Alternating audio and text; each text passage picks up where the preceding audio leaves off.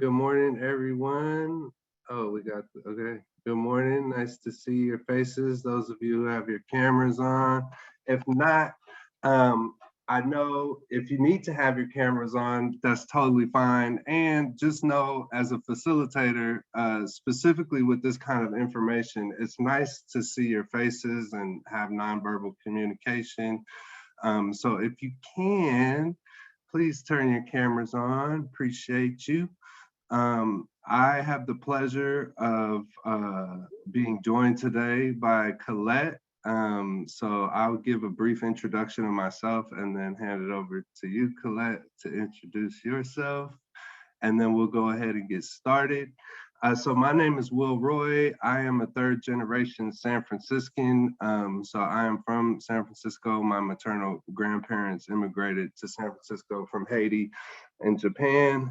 And I'm raising a 15-year-old son and an 8-year-old daughter in San Francisco. And I am from Safe and Sound, which is a child abuse prevention agency here in San Francisco. And what should I say? So I'm from the community.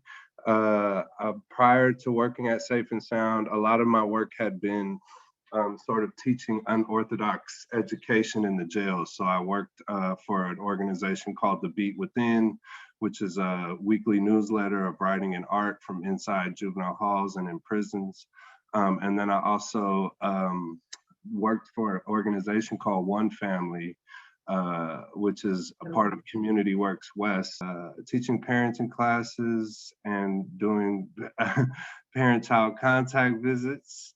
And so the reason I bring that background is because when we talk about child abuse and child abuse prevention, we have to use words like victim, perpetrator, aggressor to make sense of the information. But just so you know, I really approach this work and this training from a holistic point of view, meaning that I truly believe that for someone to have perpetrated or aggressed violence, it's usually because at some point in their lives, they have been victims of violence. And so really, again, not excusing any violence or abusive behavior, but just sort of having a broad view of what we're talking about. Awesome. And then I'll pass it over to you, Colette, if you're ready to introduce yourself. I'm Thank so you. excited for you to be here. Thank you, Will. Hi, everybody. My name is Colette Katuala. I'm a child welfare supervisor, and I'm also the coordinator of Alameda County's Child Abuse Prevention Council. This is the first time Will and I have co-presented, and it's really nice because I have been working in child welfare for well, I've been with Alameda County since 2005 and in child welfare for well over 2 decades, and having worked from adoptions to being an emergency response investigator, to doing various things as a child welfare supervisor, like family maintenance supervising and providing coaching and training to like new staff. Um, and then in my role here, and yeah, it's a um it's a nice mix of perspectives that y'all will get today, because Will is from the community. I'm also from the community. I'm live in Alameda County, born in Berkeley.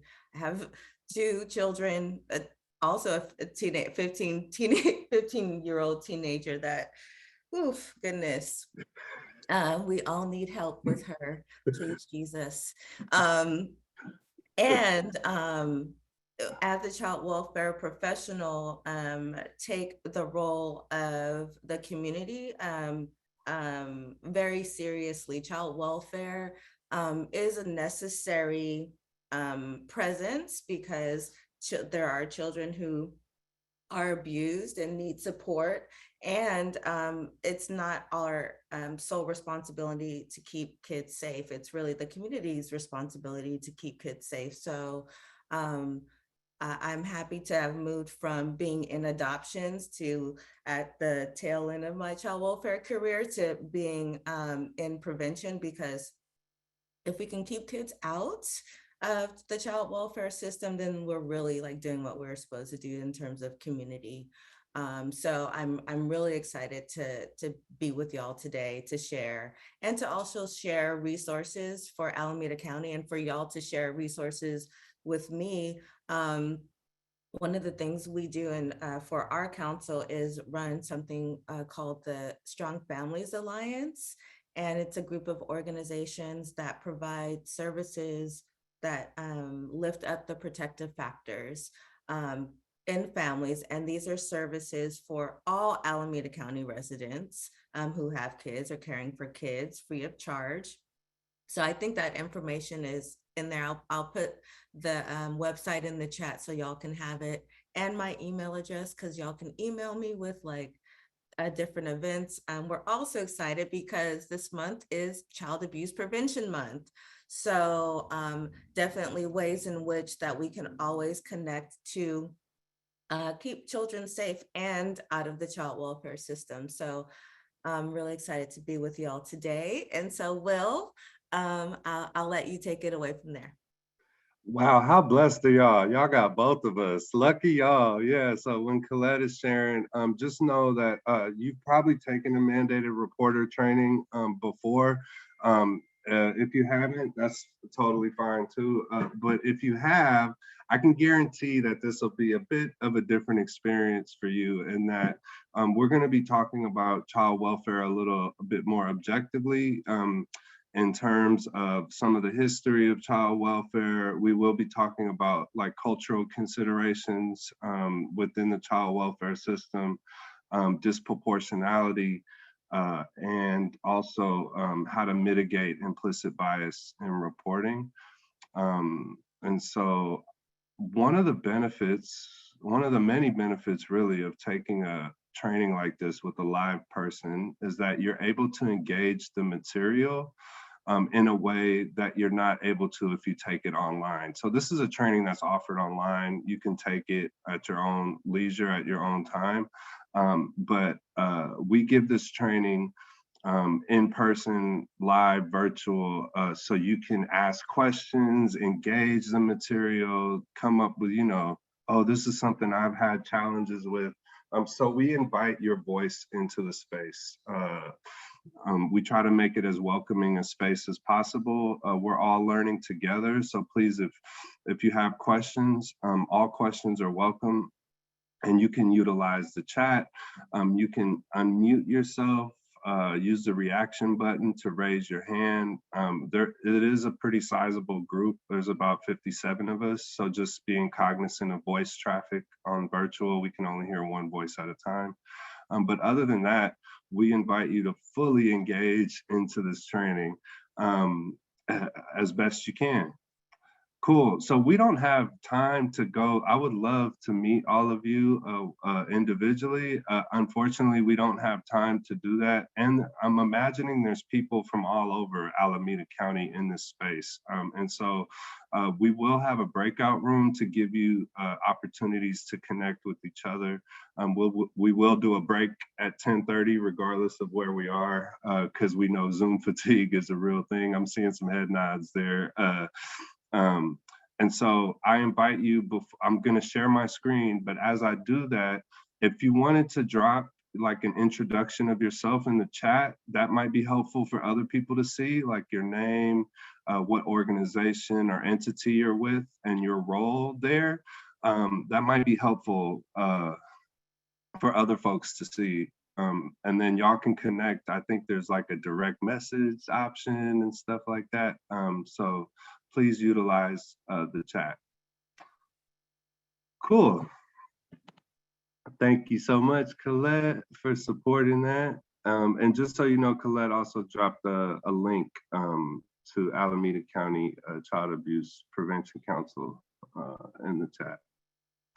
So I'm gonna share my screen and we are gonna get started. Cool.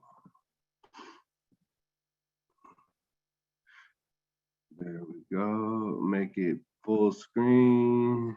And then I'm gonna make this box bigger so I can see as many of your wonderful faces as possible. Thank you for having your cameras on. It's so helpful, the nonverbal head nods and all the stuff. I'm also a fan of emoji love too. So if you want to, throw an emoji out there every now and then, that's good as well. Okay. So this is what the day is going to look like. We have you until noon. We will get out on time for lunch. And we're going to be talking about the mandated reporter law and related procedures, basically like the who, what, when. I see you, Ladisha, with the smile. Thank you for the emoji, love. We're going to define child abuse, its indicators, risk factors, and impact. We're going to understand what happens after a report is made and how to respond to disclosures of abuse. And again, just a major shout out to Colette for taking the time to be here, because she'll walk us through Alameda County. I'm very familiar with San Francisco County, not as familiar with Alameda. So it's such a blessing to have Colette here. And then, as Colette said, we will be offering additional resources outside of child welfare for supporting families as well. And also lean on you for that. All right, so here's our first section. Before we begin, wanted to start off with some statistics in Alameda County. So in 2022, there were a little over 5,500 child abuse investigations. Oh, it says in San Francisco, that's a typo. That's supposed to say in Alameda County, my apologies.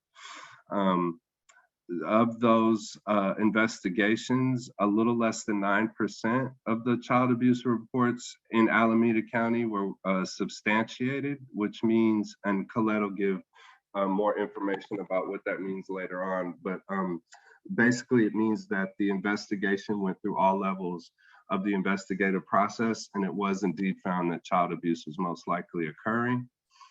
And then on the top right, it says that about 7.5% of the investigations resulted in removals from the home, with about 400 children entering foster care, which is actually a relatively low number. A generation or two ago, that number was about 20%. And so there's a lot of reasons for that. One is that child welfare is more careful now than ever about what they're calling child abuse, knowing that there's disproportionality, that more people are impacted by the system. And then there's also, as with other emergency lines, there's a lot of over-reporting that happens as well. So I think our role is we have like a dual role today. One is to encourage you to report your suspicions, but also to discourage you from over-reporting, because that's a real thing. And similar, when you call these carceral systems, specifically on Black and Brown folks, you bring in a level of harm and danger as well. So again, not to excuse any sort of abusive behavior, or if you actually need to call an emergency line, still want to encourage you to do so. But the other thing that's not often talked about is when you over-report, what ends up happening, the same is true of 911 and also of child welfare. If I over-report, basically if I call emergency lines in non-emergency situations, what happens is I flood these lines, and it decreases their capacity to actually deal with actual emergencies, right? So that's another reason why we want to be very careful about what we're reporting and what we're not. The other thing I want to highlight on this slide is that when we look at reporting numbers, they are just that, reporting numbers. And the reason this is significant is because reporting numbers do not necessarily equate real rates of child abuse. The reason this is significant is because, for example, real rates of child abuse are actually pretty even across demographic. So it's not true that one race abuses their children at higher rates than another race. It's not even true that poor families, for example, abuse their children at higher rates than wealthy families. The disproportionality is who's getting reported on and who's not. So when you look at reporting numbers, they do not actually equate to real rates of child abuse. And it's significant because you can look at reporting numbers and mistakenly think that one group abuses their children at higher rates than another, when that's just not true. It's who gets reported on and who doesn't. Awesome. And then if anyone wants to chime in on anything I say, please feel free to do so. I'm loving that y'all are introducing yourselves in the chat. I will address questions later. There's a resource folder, Shirley, that I think Leah dropped a link to that gives you access to the slides and a bunch of other great resources. Awesome. So who is a mandated reporter? Thank you for dropping that in the chat again, Leah, sorry. Basically, anyone who's employed to work with children and families directly is considered a mandated reporter. There's a booklet in the resource folder that has a list of about 49 occupations that are considered mandated reporters.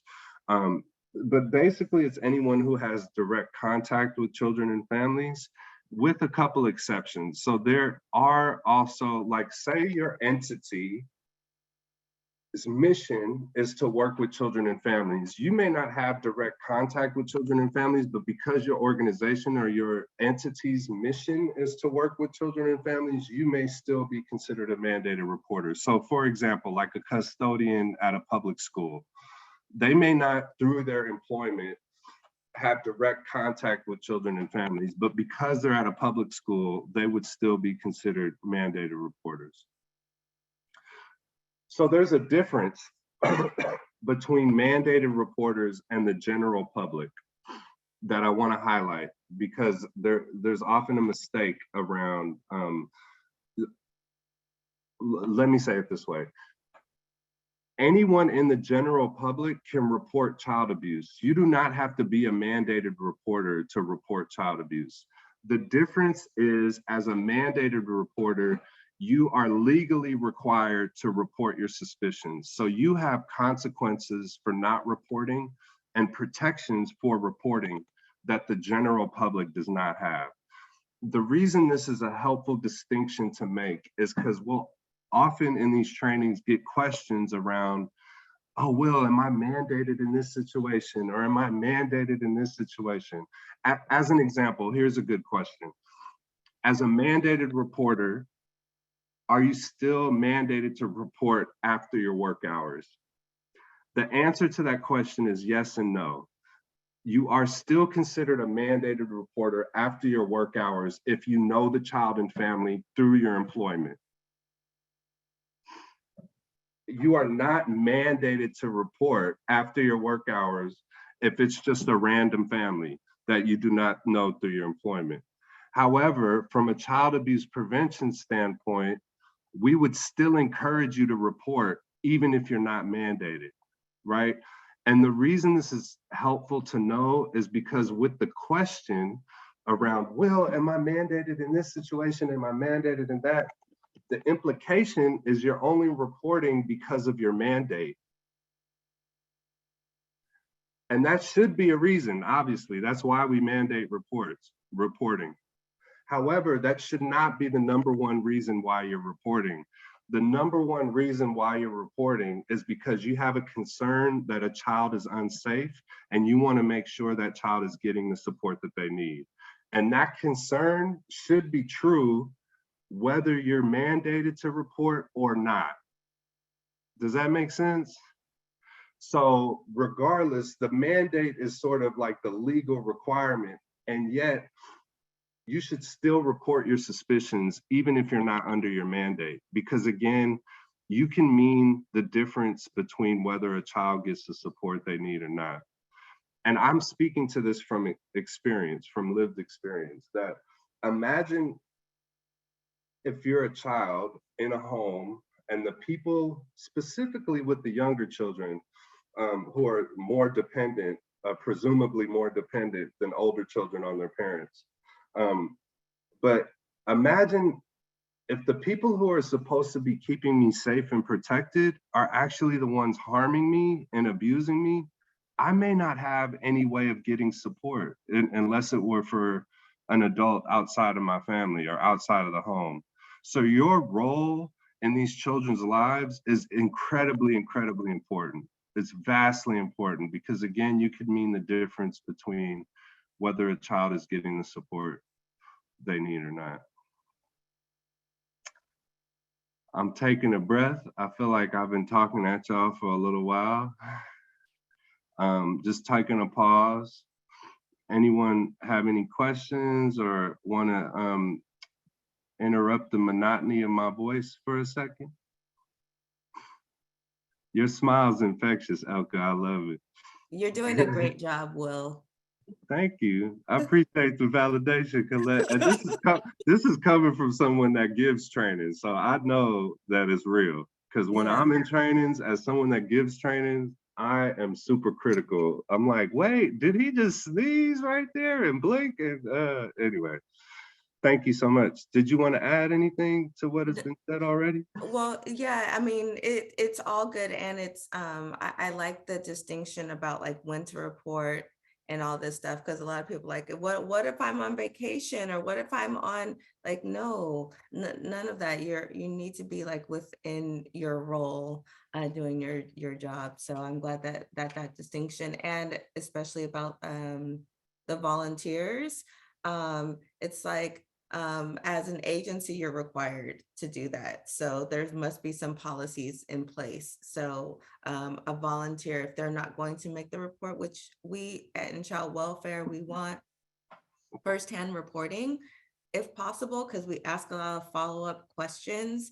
So you're not mandated as a volunteer. And we would prefer if you did call and if you needed some support from your supervisors, but at the very least have policies in place where a volunteer tells a supervisor who is a mandated report, so no calls are left unreported. Yeah, that's a great point, Colette. I appreciate you inserting that into the space. There's and while we're on that thread, there's a so as a mandated reporter, you have your right to confidentiality. So by law, you don't actually have to tell anyone you're making a report by law, and yet it can be best practice. It often is to at least let your supervisor know or other folks, obviously keeping HIPAA compliance and stuff like that, but other folks who are working with the child and family know, for a couple of reasons. One, it's hard for me to say this in your presence, Colette, but in San Francisco, for example, there are some very good hotline social workers on the other end of the call, and yet for some, it's clear that their job is not to be emotionally supportive of you. Their job is to really gather the information and make a determination about what to do with it. And so sometimes you may feel activated by a suspicion. You may be like, oh my God, this is happening. And then you get on the line with someone and they're like, okay, tell me what happened. Like they're very sort of monotone. I'm not talking about you, Colette, but I'm saying there are folks like that. No, you're actually pretty accurate. So when you're done with your point, I'll probably add to it. Okay. And so it can be helpful to have, I've folks on my team have asked me to be present while they're making the call to provide that emotional support for them that they wouldn't necessarily get from the hotline social worker. And then also, if there's ever any response, when other people know, you have a layer of sort of protection, right? So as an example, we Safe and Sound do child safety awareness. So we go into all the public elementary schools in San Francisco and teach body safety on my team. And one of these classes, a child disclosed abuse. And luckily the teacher told the social worker, because the person to have been alleged to do the abuse in this case was the father. And the father got wind that the report was made from the school and came back to the school and was very belligerent with staff. because the person told other people, they were able to use the royal we, right? They were able to say the school had to make a report. So there's a layer of protection there in terms of best practices. And then Colette, I know you wanted to add. In terms of, also, yes, you're not required to tell your employer to make a report because, and there's like situations where, we may work and live in some very small communities where, we're all related and we know each other. So like, there's no requirement to that. And in Alameda County, we do not provide consultation on the hotline. So we're not, I know Will makes me out to be touchy and feely, but I'm not. And so when we are calling on the hotline, we are expecting to take a report. We are ready to write down the information. So you do need to be ready to make a report. And no, we are fact finders. We are asking you questions, trying to get that information. So you're right. If you need some emotional support or a colleague or a supervisor to help you make the call, or then have that ready. So yeah, we're 24 hours, and yeah, we get a lot of calls that are that are evaluated out. And so I think Will is right, like our role is twofold: to understand when we need to report and to prevent over reporting, because we keep every single call. When you call, we will be just taking the information. Thank you for your honesty and candor, Colette. There's I think a question for you in the chat, and it's from Elka. I can say your name because it's public. I wouldn't have done that if it was a direct message, but is there a number they could call and get a consultation? So here's a number in San Francisco. You can call a hotline and get consultation, and then there's a parental stress hotline that's provided by Safe and Sound, where you can also consult, but I don't know if there's an Alameda County resource for consultation, Colette. No, in Alameda County, because our child welfare staff, we take it like this: our child welfare staff, we're trained to intervene. So when we receive calls, we are looking at it through the lens of, do we need to intervene? Being a mandated reporter is an individual responsibility. And so calling child welfare is a level higher, because mandated reporters are here to prevent child abuse and prevention, and we're there to intervene. So when we're consulted, we are looking at it like, do we need to go out, which we could further harm children by not taking that report. So we're like, figure out within the community about that, and then make a report. So we do not provide consultation on the hotline. You, Elka, could not consult with San Francisco County Child Welfare for Alameda County, because they're just going to refer you to Alameda County, right. But you could use that parental, you do have that, the 441 Kids is a place, but I would be those aren't child welfare people. Those are folks who are there to in the community. Yeah, so I would take that consultation very lightly, like that. I would take that, what they say, with a grain of salt.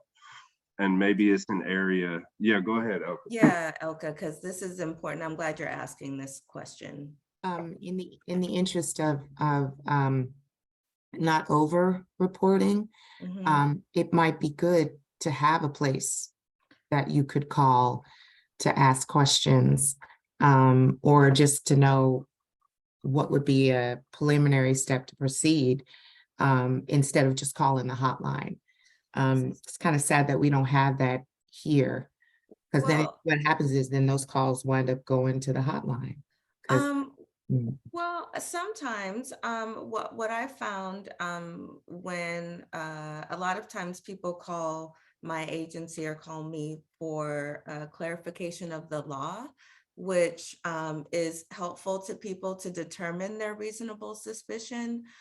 We because um, because of the legal ramifications of mandated reporting, that it's an individual responsibility, the penalties are individual. It has to be that individual making the decision. And so we hope and support, we want to provide support and enough education for organizations to consult within themselves to make that decision based on their population, based on what they see in their with their role with their clients and people that they work with.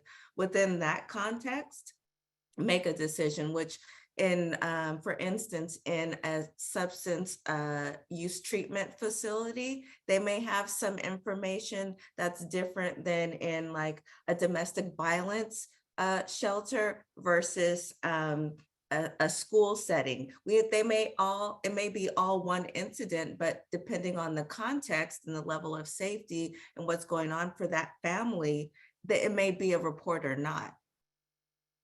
So we're asking for, depending on what your role is with that children, that family, to make a decision. Is this abuse or neglect? Is this reportable or not?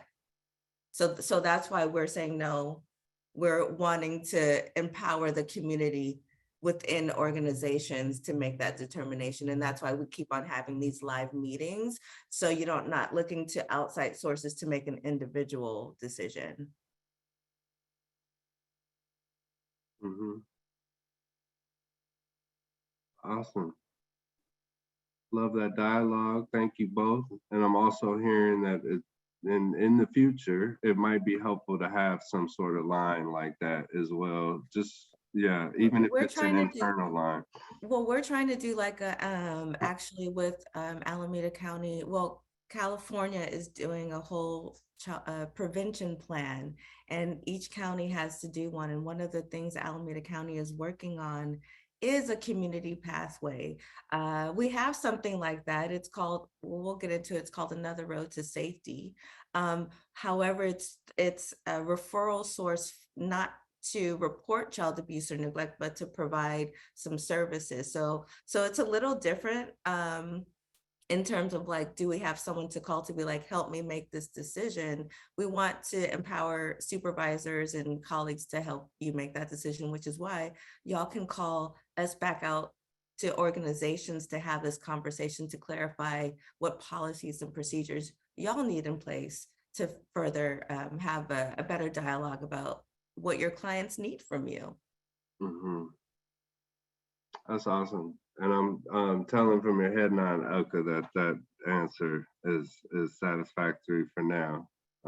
Yes, I'm glad that Alameda County is at least working on some other alternative. We can be empowered to know all of the knowledge and to hold all of the knowledge. But if we're in the interest of trying to cut that out, there just has to be some other step in the middle. I've heard of Another Road to Safety. So yeah, right on. Awesome. Awesome. And then it's called what Colette is talking about from the state is called, if you're not aware already, it's called FFPSA, which is the Families First Prevention Services Act. So if you wanted to Google that and find more information, it's really state is providing counties with resources to sort of intervene before child welfare gets involved with more community resources. And it's something that child welfare is also championing themselves. So it's not an adversarial sort of relationship between community and child welfare. It's actually a partnership. Awesome. I love that dialogue. And you see, it's a partnership paid for by the federal government. Not only that, it's a paid partnership by the federal government. So there's a lot of partnerships that don't have money behind it. This one has a lot of money behind preventing children from coming into child welfare. So, okay, that's all. No, that's all. Thank you so much. And again, just modeling the beauty of engaging in the material in the way that Elka did right now. So thank you so much for modeling that. And invite other voices into the space as well. If you're worried about, are we going to cover all the information and stuff like that? Please don't. That's our job as facilitators. A lot of times what I find is that when you ask questions, you actually ask questions on content we were going to end up covering anyway. So please, we'll manage the time and stuff. Anyways, so this is basically the consequences for not reporting your suspicions. It can be a misdemeanor punishable by up to 6 months in jail, $1,000 fine. You could also be sued civilly, especially if the child or another child is further victimized. And you could potentially lose your professional credential or licensing. On the flip side, mandated reporters have complete immunity from criminal or civil liability for any report that you make, as long as the report was made in good faith. And so what does good faith mean? Like, I can't be like, oh, I want to report this person because they did something wrong to me, or like revenge, or because I don't like them. Your reports actually have to be backed up by observable factual information. And the law that governs mandated reporters is called CANRA, which is an acronym for the Child Abuse and Neglect Reporting Act. And the way this training goes is, not long ago, people were not reporting. And so sometimes you'll hear mandated reporter trainings that are like really fear-based, like this is what could happen if you don't report. And now the pendulum has really swung the other way, where there's a lot of over-reporting happening. So we're less stringent on this slide and kind of breeze through it. So the why we report, I'm someone who's very purpose-driven. The reason why we do things for me is huge. And so the number one reason why we report, as I mentioned earlier, is the safety and well-being of the child. I actually think that's the root that brought us all together today, that a lot of us come into this work because we believe in opportunities, the well-being of the children in our communities. The how we do that may look different, but I just repeatedly want to ground us in the why, the purpose of why we're here. And it's really because of the safety and well-being of children in our communities. We also report because protecting one child may lead to protecting other children. Often if you file a child abuse report on a child in a home, they're not just going to investigate the safety and risk of that child, but also the other children in the home as well. Also longitudinally, right? So over an extended period of time. A lot of what we're going to be talking about today is the transmission of intergenerational trauma. And when we're able to interrupt that transmission, kids are less likely to abuse their own children when they have them, when they get older. We didn't just get trauma passed down, we also got resilience and healing practices as well from those that came before us. So I don't feel like I can mention just the trauma, because our ancestors also gave us healing and resilience practices as well. The other reason we report is because you can bring about change in a family's life. So every report helps provide child welfare with more information. So there are really like two major sort of thresholds that can activate, on my understanding, a child welfare response. One is obviously the severity of the report, but another is a culmination of reports. So say I get a report about something seemingly minor from the school, and then I get a report from an after-school program, and then I get a report from a therapist. I may not have gone out on any one of those reports because they didn't necessarily rise to the level where I would do that. But because there's a combination of reports, that may activate my response. And the reason this is important is because it provides support to kids who may be being harmed, but the harm is not egregious. Like it's not, oh my God, we got to go out right now and investigate this. And so even if child welfare decides not to investigate your report is still valuable because it again provides child welfare with more information. And then go ahead.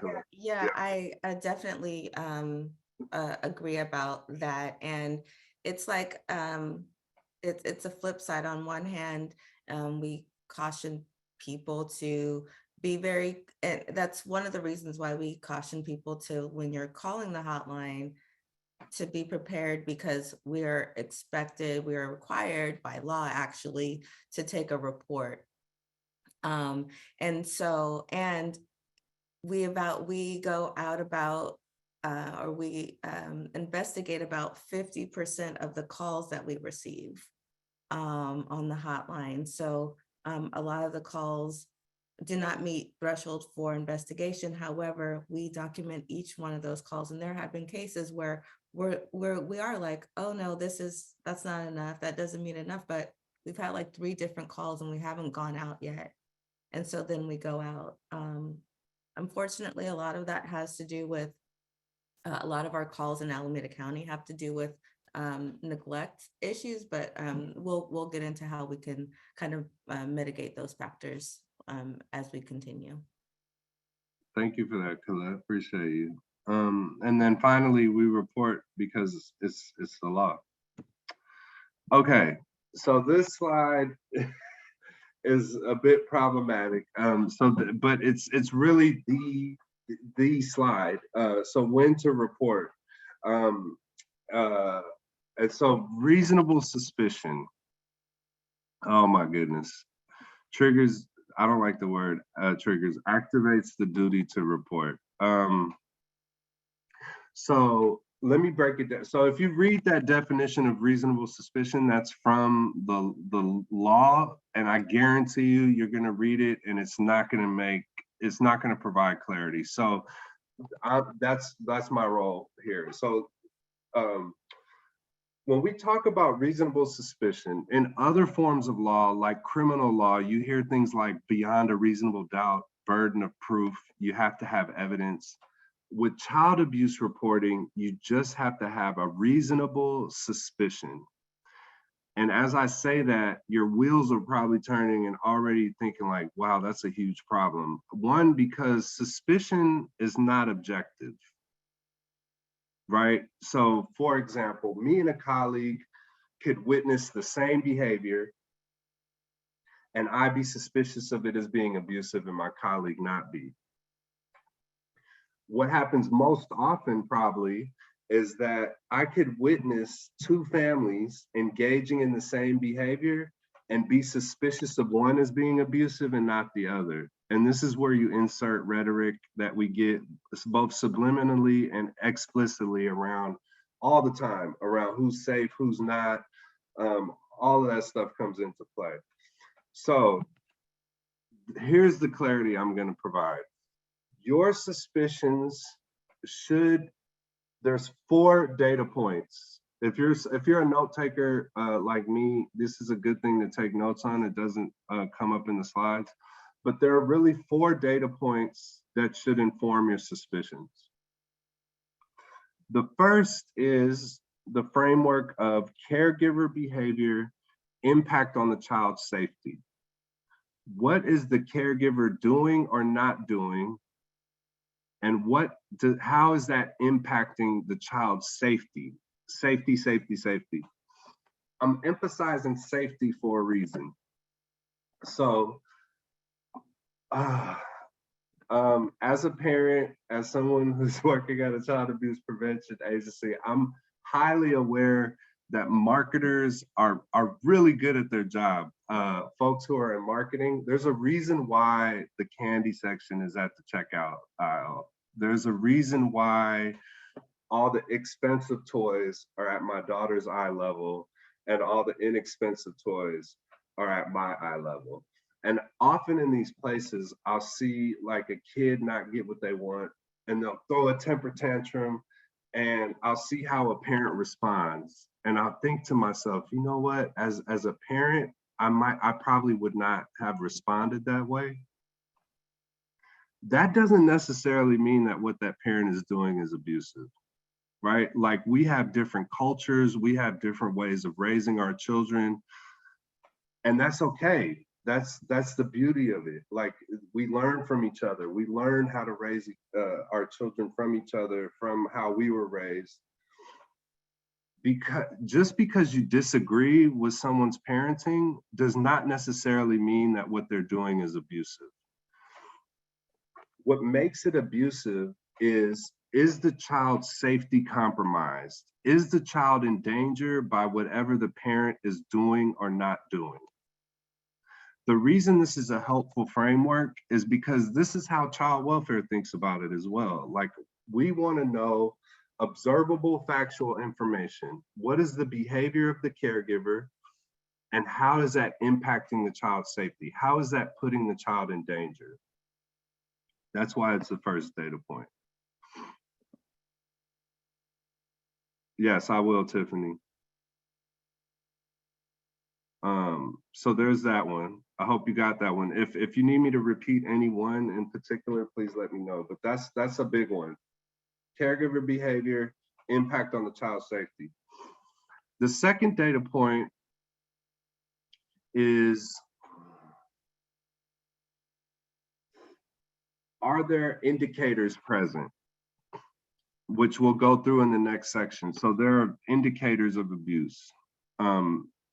And are there indicators present? For the most part, indicators do just that. They indicate, they don't guarantee. So this is not an exact science. We're talking about suspicions, right? So it's not, often you're not gonna have a guarantee that something is actually happening. It's based on a suspicion.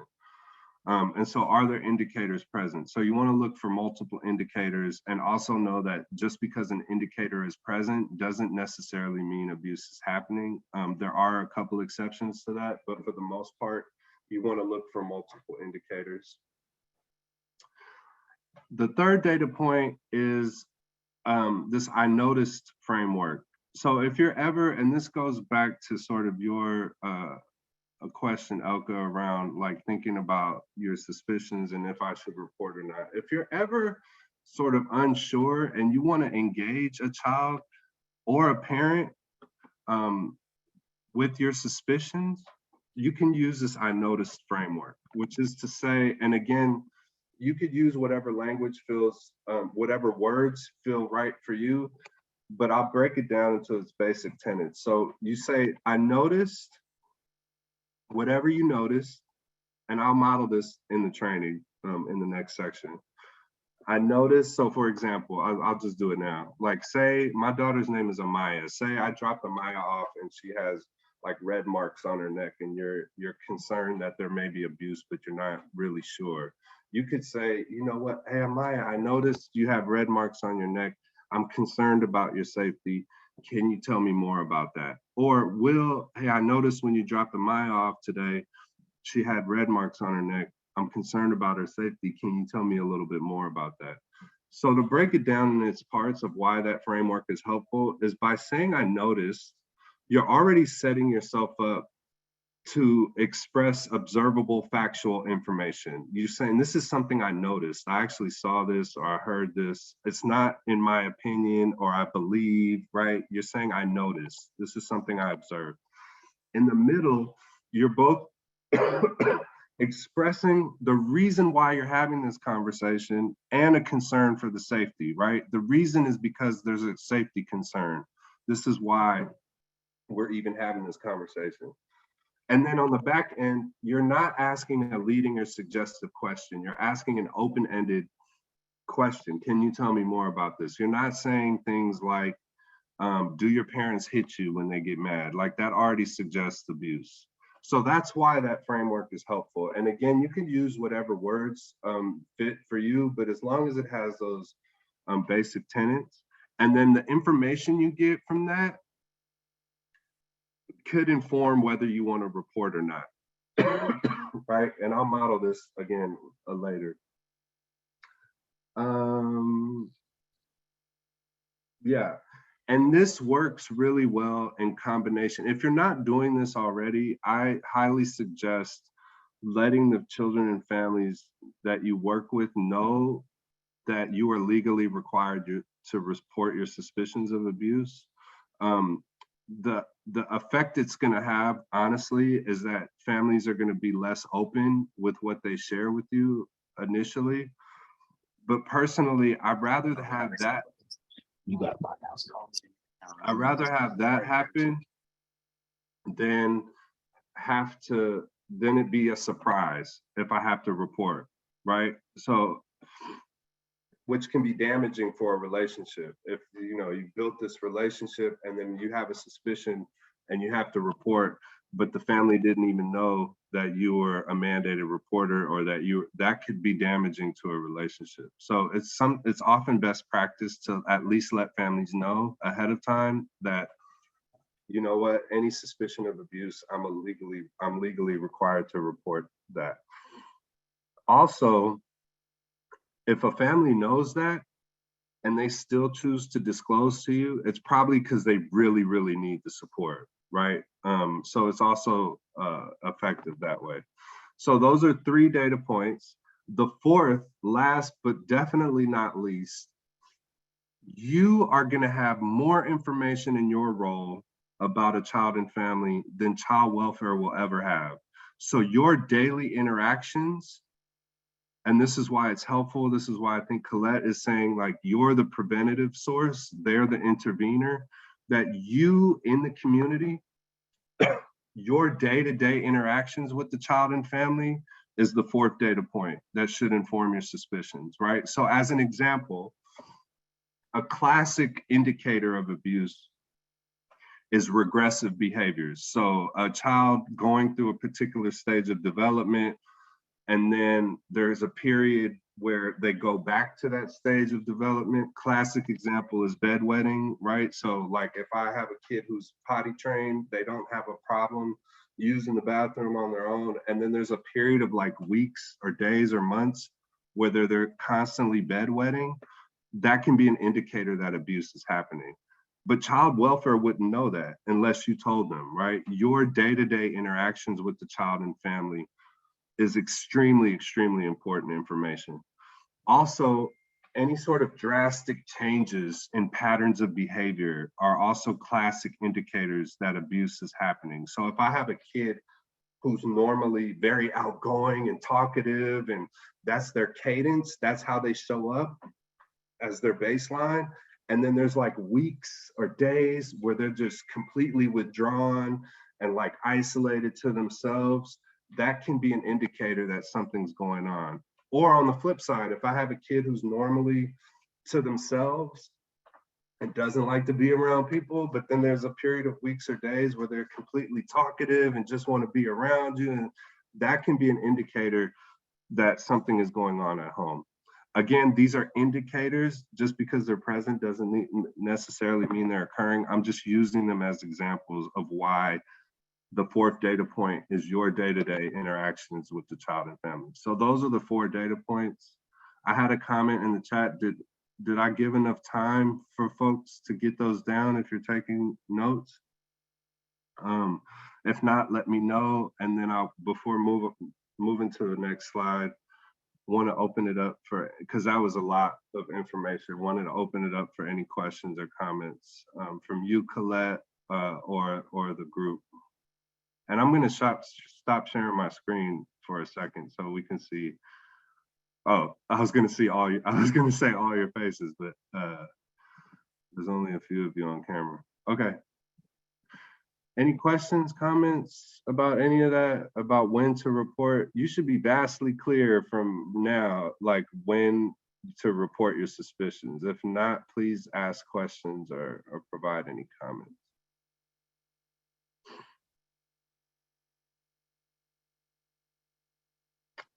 Okay, well, that's an invitation with no expiration, so please continue to engage the material.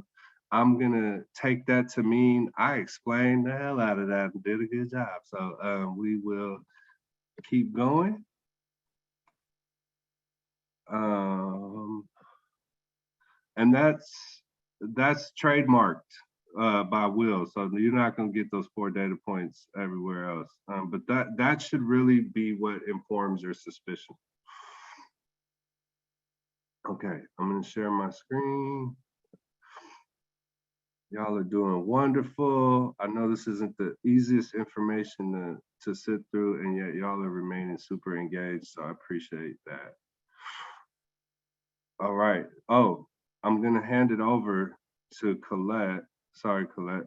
I'm sort of getting my groove. And Colette is going to go through the actual process of reporting.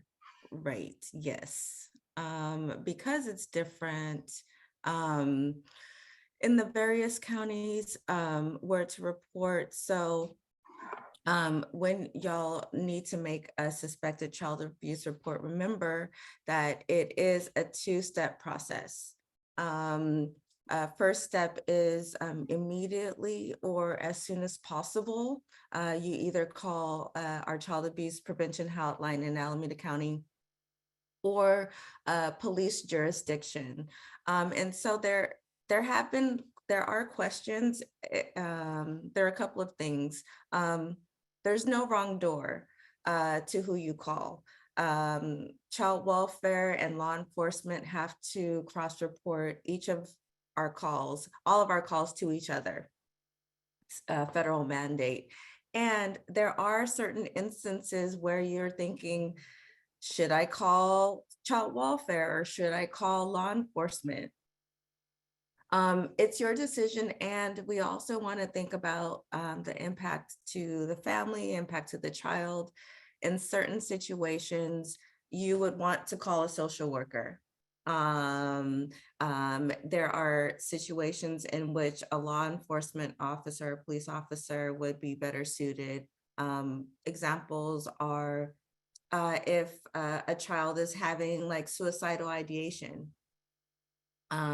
If there is if we know like there's a possible sexual abuse and the perpetrator has access to the child. And there are also times of like severe physical abuse that you would feel like you would need to call the police as well. And also remember, if you're calling law enforcement or child welfare, we are required to take a call, and please make sure you get the person that you spoke to, their name, and the organization that you called, because your first step is to call immediately as soon as possible. One of those organizations. Second step is within 36 hours of making that verbal report, you need to complete the suspected child abuse reporting form and fax it to, if you called CFS, you fax it to this number that's listed here, 780-8620. If you're talking to child welfare, some of the child welfare staff, you can ask them if you can email it to them. However, we have it faxed to a central area where one person or one organization can retrieve all of the faxes. You have to put the name of the person that you spoke with on that form. So call first and then report, not the other way around. There are times that we have received written reports in the mail and no one has called it in, and that increases the likelihood of a child being hurt. Because we determine at each call how fast we should go out and if we should go out for that call. So the information that you need to have, Will, I really liked how you put those 4 data points. So have those 4 data points because that'll be really good to help us hone in on what is needed.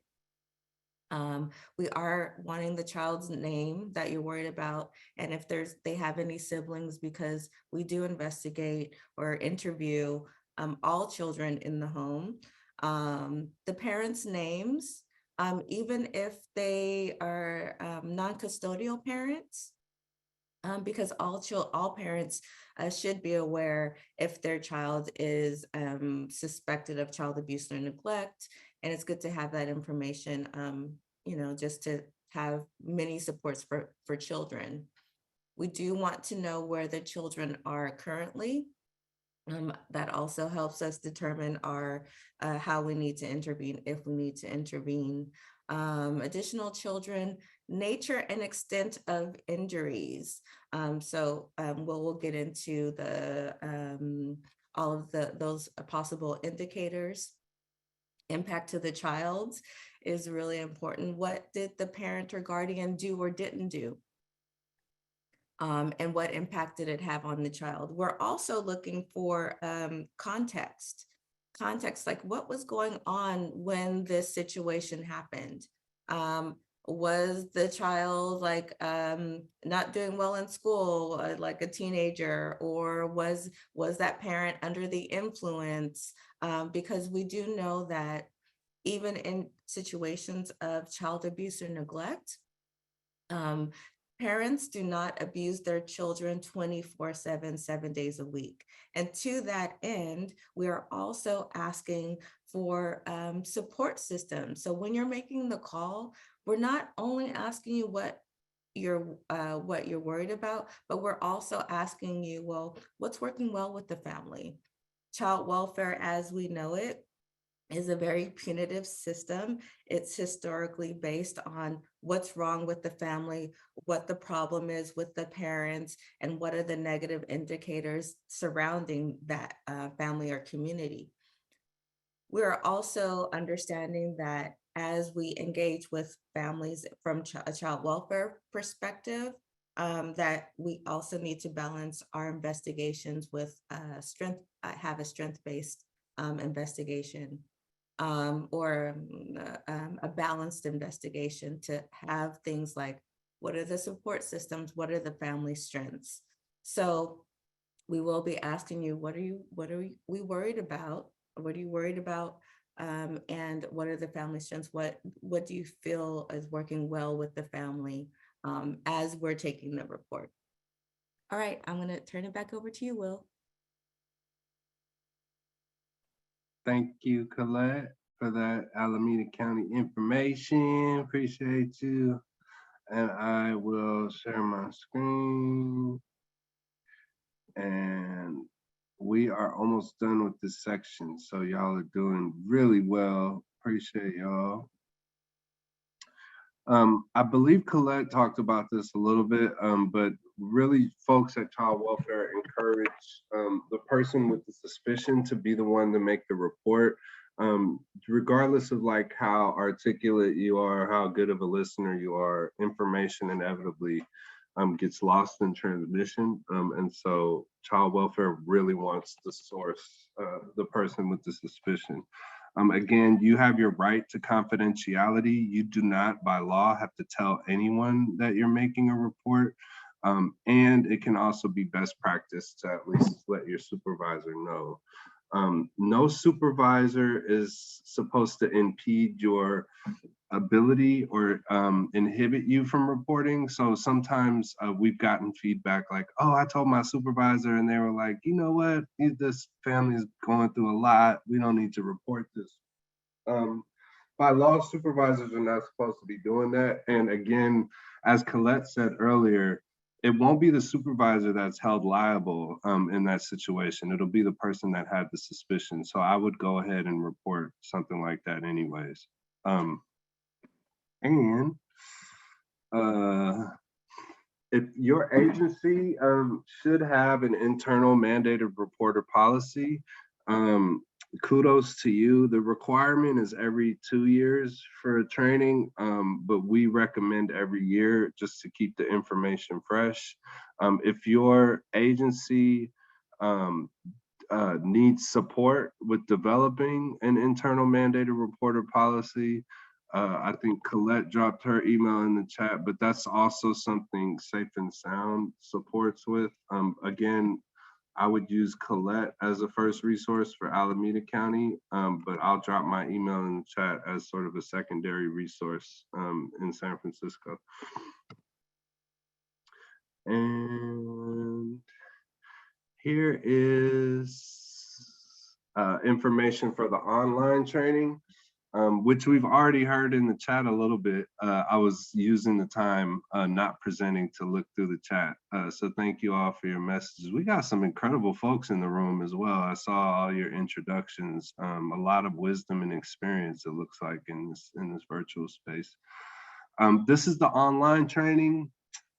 Honestly, I'm biased because I give the in-person virtual training, but the online training is okay, I guess.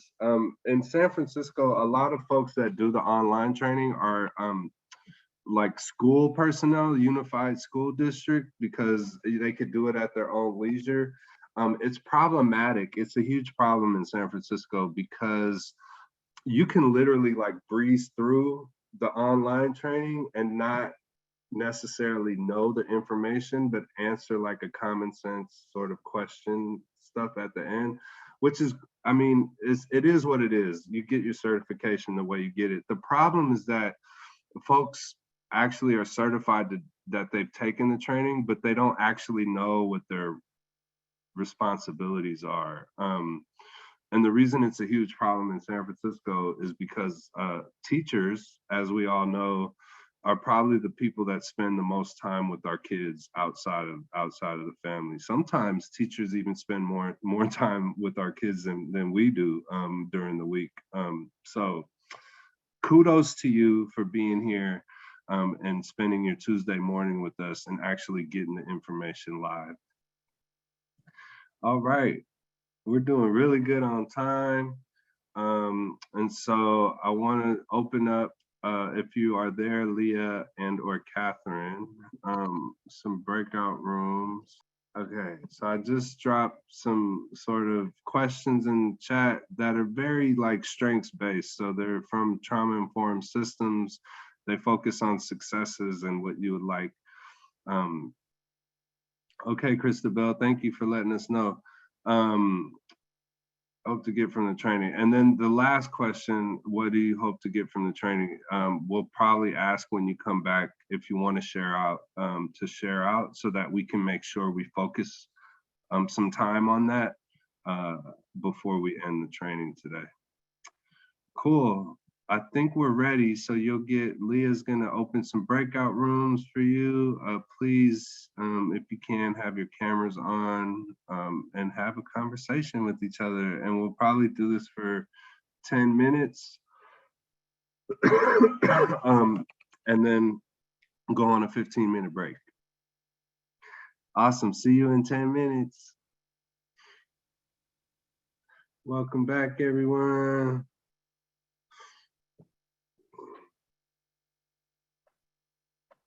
Okay, taking a breath, turn into the space. I know 15 minutes, that may not for a lot of us feel like a lot of time, but I'm glad we had a break, and that will allow Colette and I to finish off strong. Colette, I don't know if you want me to just go into the next section or if you wanted to spend some time addressing some of the questions that came up. Let's see if I think one thing I can cover now is like how to start the conversation with as a mandated reporter about your role as mandated reporters. It really is like, I don't know if it's a legal mandate, but from a parental perspective and from a therapist perspective and child welfare professional perspective, I do believe y'all, we do have to let families know immediately, or not immediately, once we first like start working with them, and even throughout our interactions with them, that we're mandated reporters.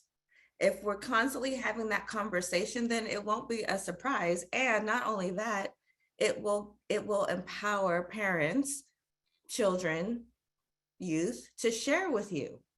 So it's their right to share their information. So that's one of the things. The other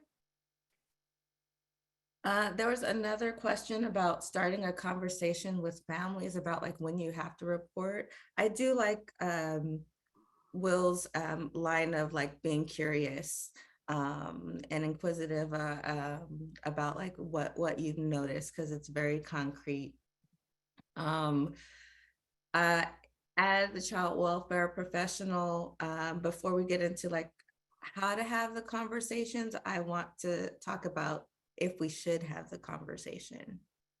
Um, you're not required to tell a parent that you made a call to child welfare. If you are considering to do that, you need to first consider the safety of the child. So you need to consider before you're thinking about telling either a child or a parent that you've called, could this possibly put this child's safety at further risk? So keep that in mind first. And then from that standpoint, then you make a determination based on your relationship with the client or your role as a professional. In my role as a clinician, clinicians most of the time tell their clients that they have to make a child welfare call most of the time, unless there's some child safety issue because of that therapeutic relationship. So this is where you make a decision based on your relationship with that family and the safety of the child and your relationship with the family. Should you tell a parent to make a report? I'm not going to talk about teenagers spilling themselves. Will, did you want to take that one? It's something I'm dealing with actually, and it's a good point. I think that Chris brought up in terms of like any sort of retaliation or whatever. I know like children are a protected class, unfortunately, and we're the adults around them, and so there's not a lot to do. For me, I think it's like relying on community less Yes. than child welfare, and like Yes. having folks around me that can also get a message across. Um, and it's limited, right? Like I think what Chris is speaking to is like the difficulties of like parenting and setting boundaries and like Yes. behavior modification and yeah, so there's a ton, and I would also open the floor for other folks to share in response to that. But I feel like the way child welfare would handle that is if a parent in response is putting a child in danger or their safety at risk, that regardless of how it got there, child welfare would still treat it as abuse because it does meet the legal threshold of abuse. Yeah, yes, and so it's a teenagers is such a weird we have reasons for not investigating. Doesn't meet criteria, police already handled it. Another criteria could be parent-child conflict. So it really it's a depend, because we do know teenagers will escalate and even be violent with their parents. And parents do have a right to physically discipline their children and a responsibility not to abuse their children. So it's like if you slap a 2-year-old or 4-year-old, even a 5-year-old, they may be at more risk of physical harm. I'm not saying slap your 15-year-old than if you slapped a 15-year-old. So like there are some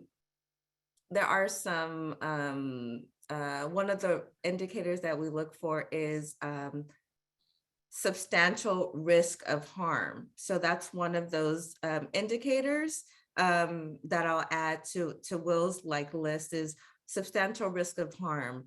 So we're looking at a situation in what's the substantial risk of harm for a 2-year-old to get disciplined in one way and a 15-year-old to get disciplined in the exact same way. So teenagers feeling themselves as child welfare, if we do go out, we are trying to do what community members are doing, trying to mediate between what my mother has done for me and my child is like, all right, you two people who are always arguing, can we come up with some agreements? Like that's what child welfare would do when we have our families and communities to do that. So there are a lot of situations that we come across, especially with teenagers, that Will is absolutely right. How can we talk to our parents about who are your support systems? Who are you calling to support you while you're going through this difficult time with your teenager? Who do you trust in your community, or who does you and your teenager trust within your community to provide that mediation support? So yes, Chris. No, this is fantastic, and I'm loving what I'm hearing, because for me, it's just reinforcing, what I'm already doing and teaching my fathers that I work with is the 5 protective factors, right? Making sure that you have that community, making sure that the developmental stages of your children, you understanding your threshold and Yes. what you can handle and things like that. Yeah. Would there ever be a situation where if the child and the parent could not come to that agreement, that child welfare or CPS will step in and just remove the child? Chris, we don't want to do that. We don't want to do that. We are so reluctant to remove a teenager from their home, like extremely. We are like neighbors, families, friends, community members, because placing especially a teenager in child welfare ups the ante of risk for things like exploitation, homelessness, not graduating high school. Like there are so re-abuse in care. There are so many moving placements because they're teenagers. Like I was talking to my 20-year-old and telling her about my teenager, and she was like, well, what are you gonna do, mama? I was like, well, I'm not gonna like send her away. But guess what? Resource parents do. So it's really about how can we connect our families and really uplift the people around them. And if they don't have people around them, okay, then our job is to help them get some people. That's our job then. If a parent tells us, I don't have anybody to call, then that's our job number one. Crystal?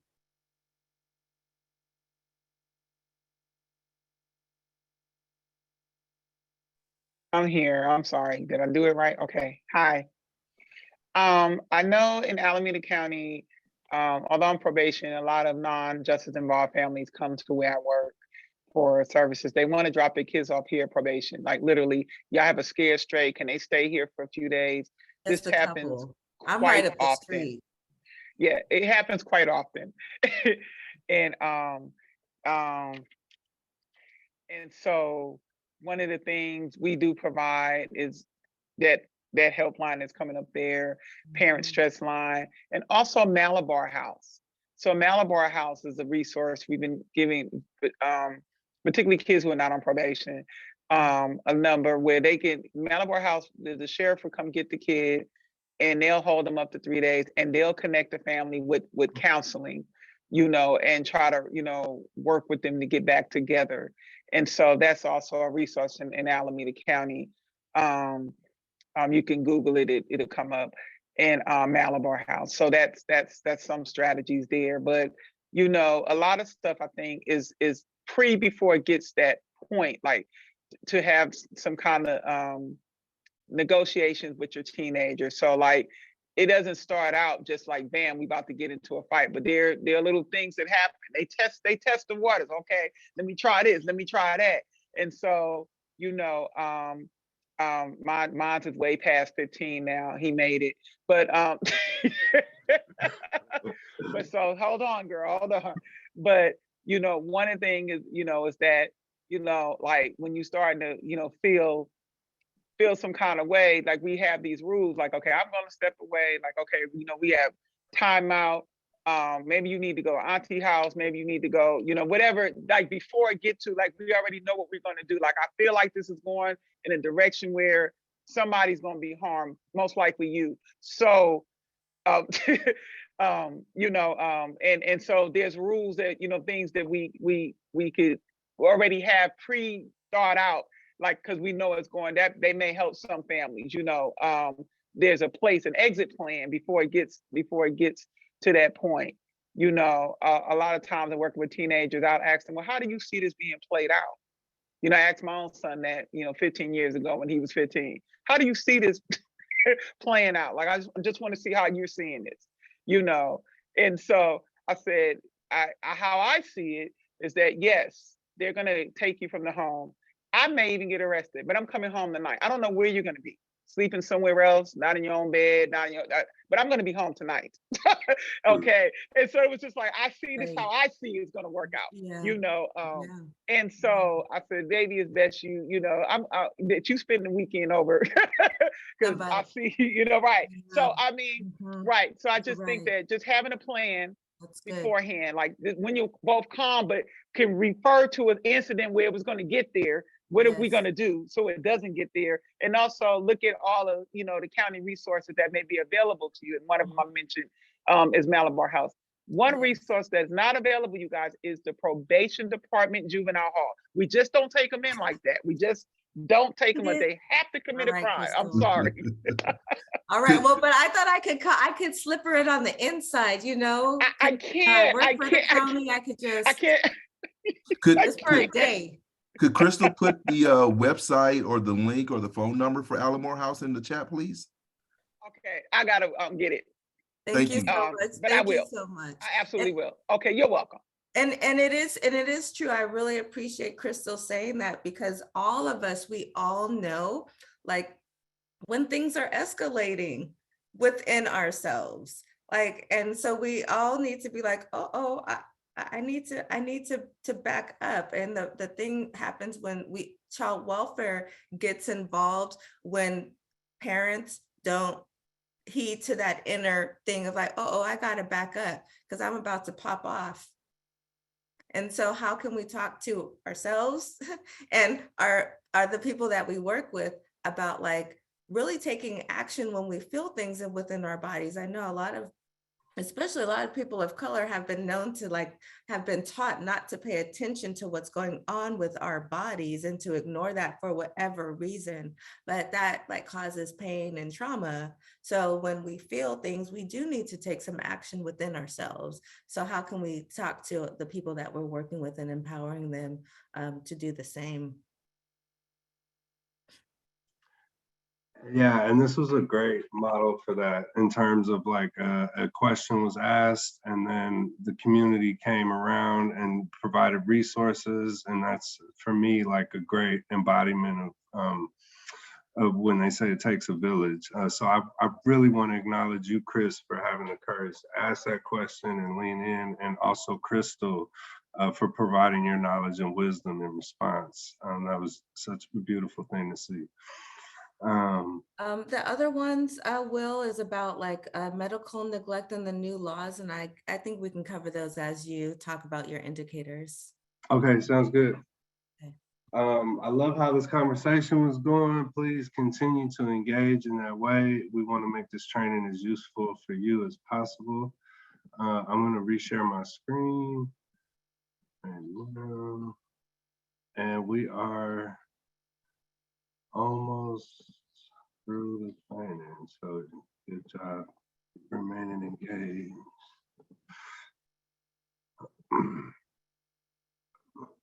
Cool. So this section, we're going to go through each type of child abuse. There are 4 with 2 additional types. What should I say? When we talk about indicators, again, it's one of 4 data points, and we're looking for multiple indicators. There is an exception to that, which I'll talk about when we get to it. But as you can see, that other data point is at the bottom of the triangle, which is the behavior of the caregiver, impact on the child's safety. There's 4 types of reportable child abuse. They are physical, sexual, neglect, and emotional. Out of those 4 types, emotional is the hardest to, I think, have suspicions of or identify. With the other 3 forms of abuse, there are very tangible indicators, things you can see and touch. Whereas emotional abuse is largely internal. And so what child welfare is looking for with emotional abuse is how is that exhibited in behaviors, right? So that's the outward expression of the emotions. And so we'll go through physical abuse, the legal definition of physical abuse. The 2 main points and what child welfare is looking for is, was the incident intentional and was it physically traumatic? And so I know trauma is a word that's used a lot. In this context, was there a physical trauma left as a result of the intervention? And the next question is like, does that mean I can like hit my child as long as I don't leave a mark or a bruise? There are, you hear like, you know, open hand on the fleshy bottom of the thigh.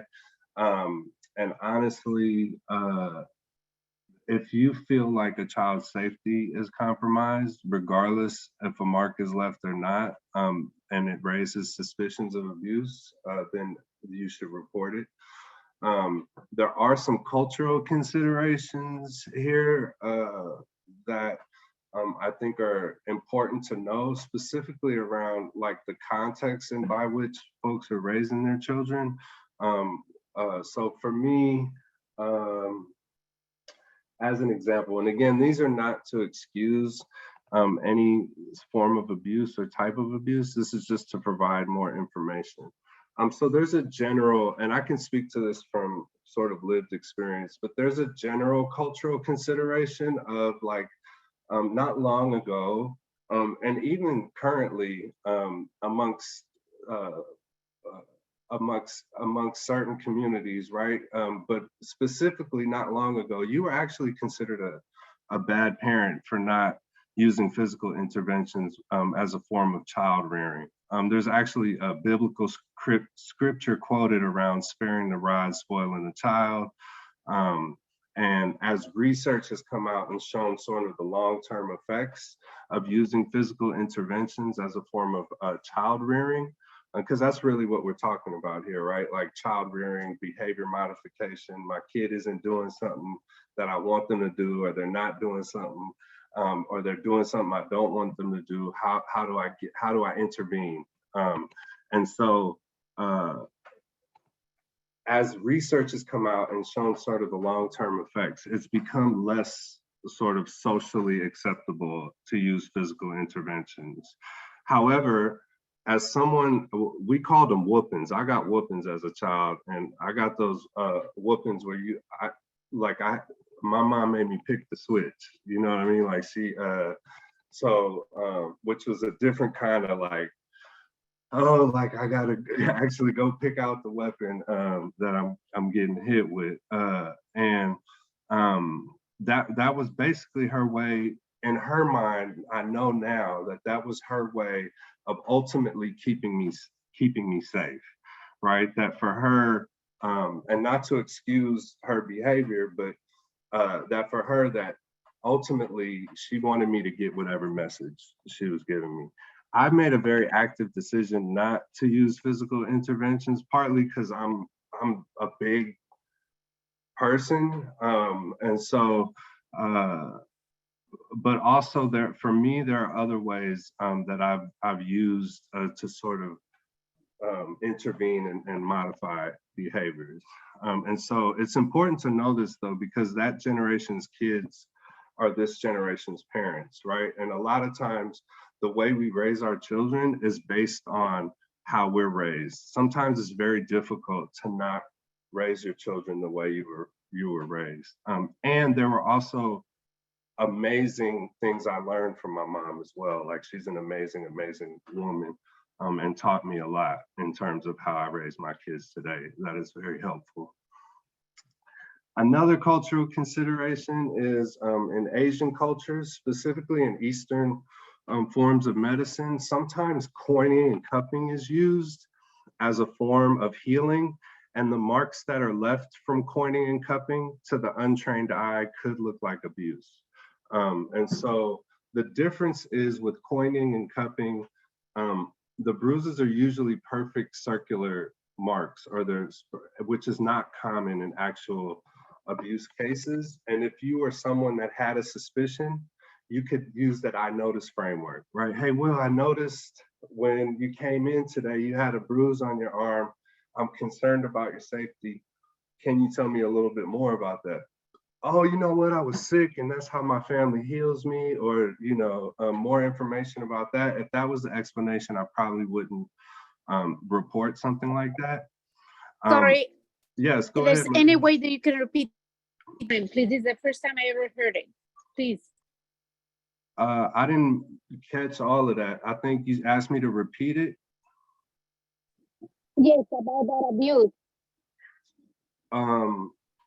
Okay, yeah, so what I was saying was that in Eastern forms of medicine, sometimes coining and cupping is used as a form of healing. Is that what you're talking about?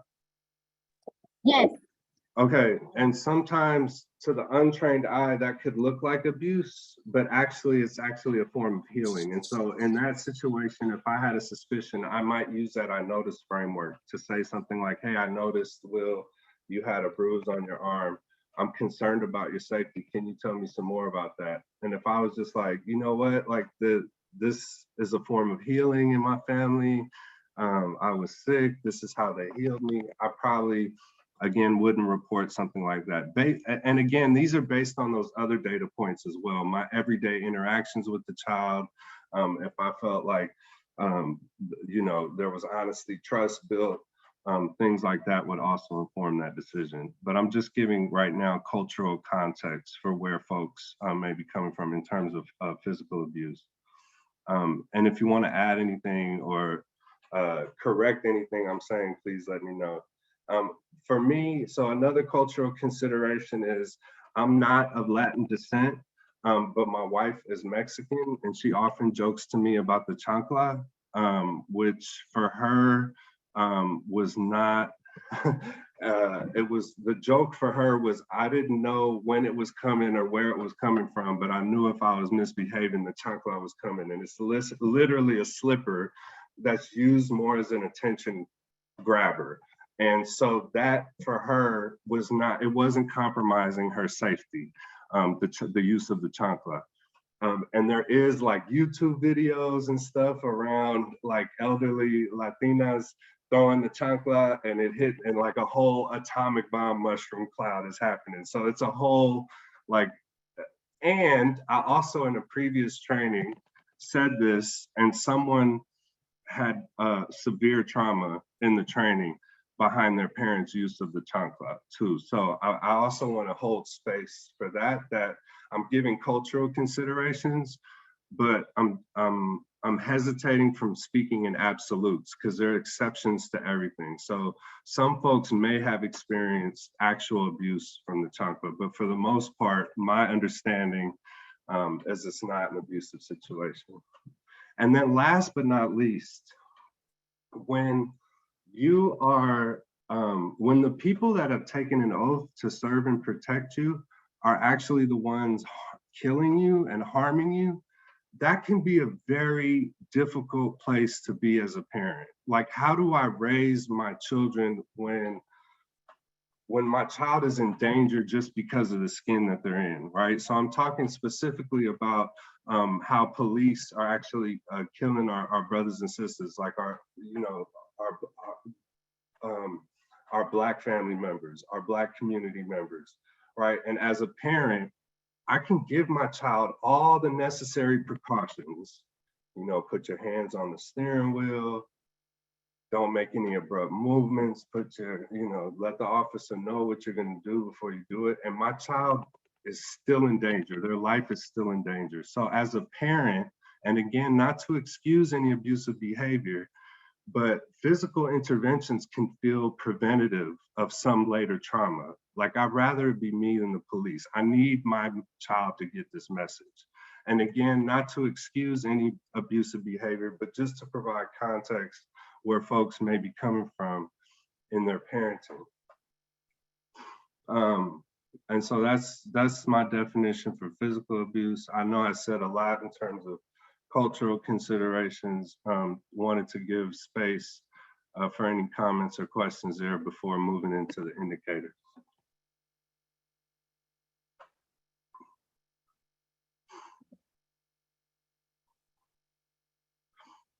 Okay.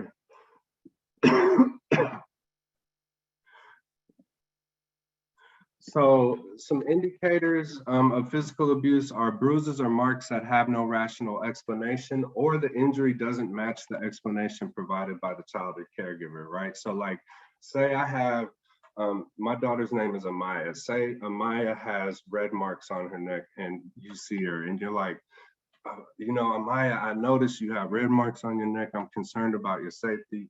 Can you tell me more about that? And Amaya is like, oh, you know what? I just woke up and they were there. Or, I slipped and fell down the stairs. Like, those two explanations don't really match the mark. And for me, would probably raise suspicions, right? Injury of the mark is also extremely, not injury, sorry. Location of the mark is also extremely important. So say I have a child with the skin, sorry, I need to get some water. Say I have a child with some skinned knee or a skinned elbow. That's probably not an abusive situation. Kids skin their knees and elbows all the time. But if I have a child like with any red marks on their neck or any marks or bruises like on their back, places where kids normally wouldn't get marked, excuse me, I would be highly concerned about that. Here, I can fill in for a second while you take a breath. Thank you, Colette. Yeah, so it's, and also in addition, we're also thinking about like the age of the child. So infants, for instance, should not have any like marks or bruises or anything like that. So another indicator is if we're seeing like an infant, especially if they're not mobile, with marks or bruises. Sometimes there may be a situation where parents or parent or caregivers, they don't seek treatment right away, and that may also be an indicator. Another indicator could include recurrent bruises. So Will's back on. Go ahead, Will. And yeah, I appreciate you. Thank you so much, Colette. And your voice, I feel like as the person at child welfare, like I appreciate the specifics that you're giving in terms of age of the child and everything like that. Are there any questions or comments? Okay. So yeah, any injury also that moves around parts of the body. So say you see like a bruise or a strap mark on one leg 1 week, and then a couple weeks later, you see a strap mark or a bruise, a similar mark, but on a different part of the body. That can indicate intentional infliction. That is probably highly coincidental if that happened at random. And then any injury that shows that an object was used, or if the mark shows that there was intentional infliction, such as like handprint marks, any sort of burns, is highly concerning.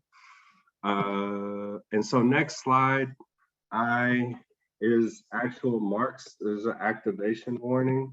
The kids are not identifiable. The marks are not gory, but I like to give the warning because there are going to be pictures coming up on the next slide. And the reason I'm showing you is to show you what intentionality can look like in a mark. So the left picture is sort of a red patch with skin toned like fingerprint looking things. It looks like a slap to the face. Again, a kid probably wouldn't get a mark like that just by bumping into something or by accident. So that is concerning and would probably raise suspicions. The middle picture is a left thigh, the front of a thigh, and it looks like a strap mark or some sort of whipping device was used. It looked like extension cord wheel. Yeah, exactly. You said it exactly. Extension cord, switch, dependent.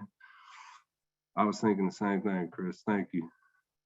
And then the right is probably the clearest form of abuse because you don't even have to like tell your body to move. If something, even something like an incense bumped into you, your body would automatically move. So if there's ever any burn mark where it looks like the object that was hot was left on the skin longer than a split second, that is highly concerning and probably should be reported. Yes, Krista. I'm gonna stop sharing my screen for a minute. I think your computer's not muted, but I think your device is it now? Yeah, you're good. Around, you had mentioned something earlier, differences between discipline and abuse, and it changes culturally. So someone may see this in their culture that is this just discipline, where someone else looking at it might see it as abuse. And so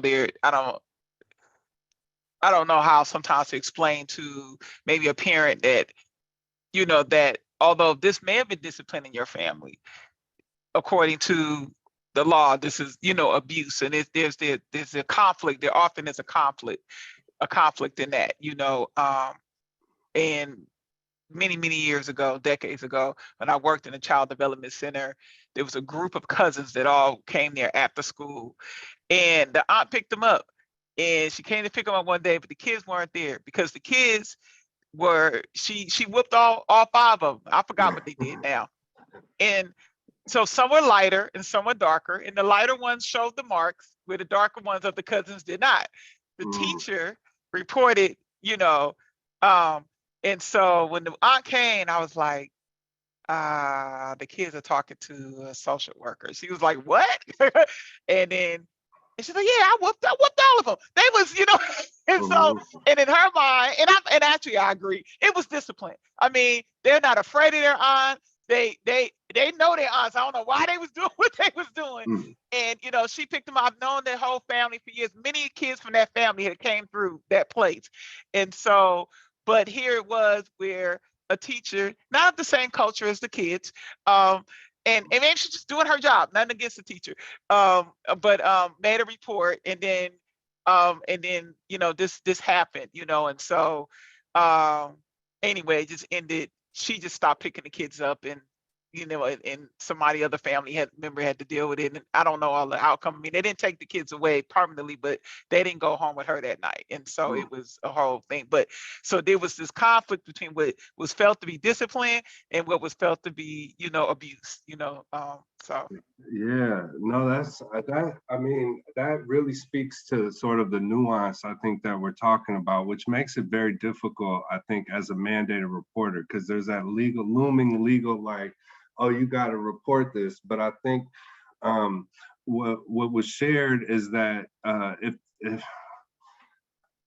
there's ever any sort of like a suspicion, or like if there's that discipline versus like abuse, it's always helpful, I think. It's not a requirement, but it's often helpful to get more context about, where the family may have been coming from. And in terms of when it's threshold for abuse is when is the child's safety compromised, right? Which is hard because that's not even objective safety, and has cultural differences. But let me be quiet and let Colette chime in. Yeah, maybe I could try to help this conversation because again, there's a different threshold from when child welfare gets involved to versus where you report.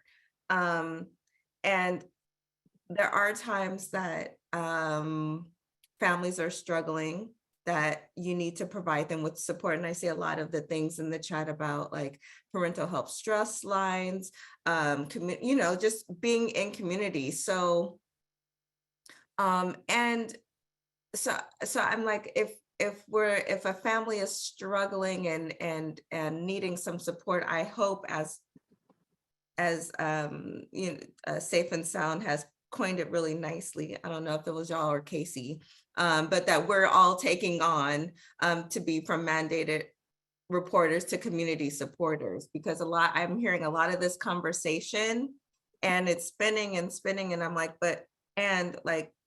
how can we be like, well, at what point do we intervene as community members? How can we find ways to engage with families? So, yeah, we want to also, we have community pathways, like when you call our agency, if we don't intervene, if we don't go out and interview and investigate. And I'm like, how can we support families to like really empathize about where they're at with their children? Christopher. I have a question around, so I know Will covered a lot of the physical markings.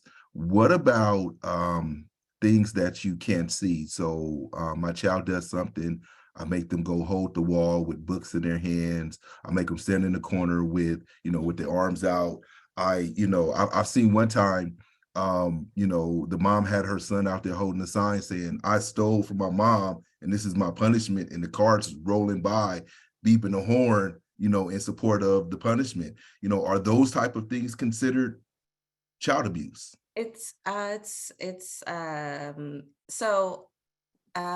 We're looking at parent action or inaction and the impact it has on the child, because impact is not always physical. Like we'll be talking about emotional impacts, cruel, and there is a thing called cruel and unusual punishment. That is a category of could fall under physical abuse or emotional abuse.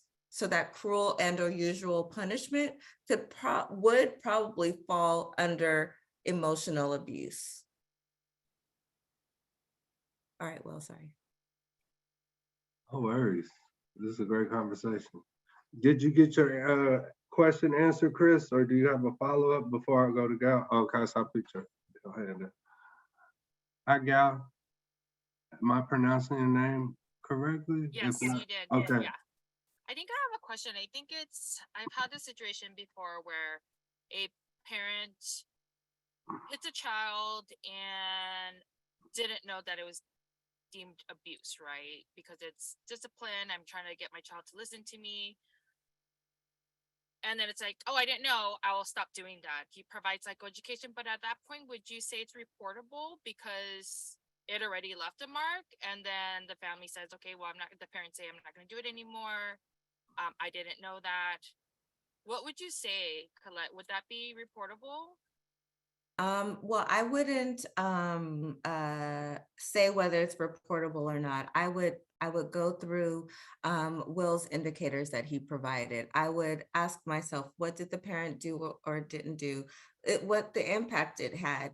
And I would be asking about one of the things that child welfare considers is when we're talking about like leaving a mark is substantial risk of harm. Like, so back to that young child, if that young child got slapped at 2, what well, I wouldn't say that one, because like I think most people would know maybe not to slap their kids, but maybe not, because one of the protective factors is as parent education, so and child development stuff. So I would I would think about myself as a mandated reporter. Is this child at substantial risk of further harm? Can I engage with these parents around some of these like educational things? Because that's what child welfare will be doing.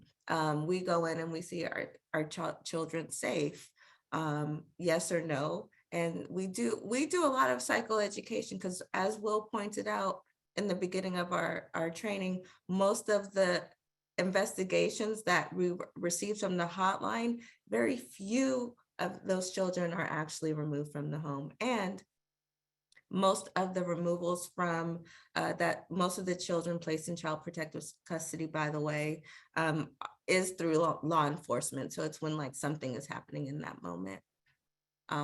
So I may not have answered your question.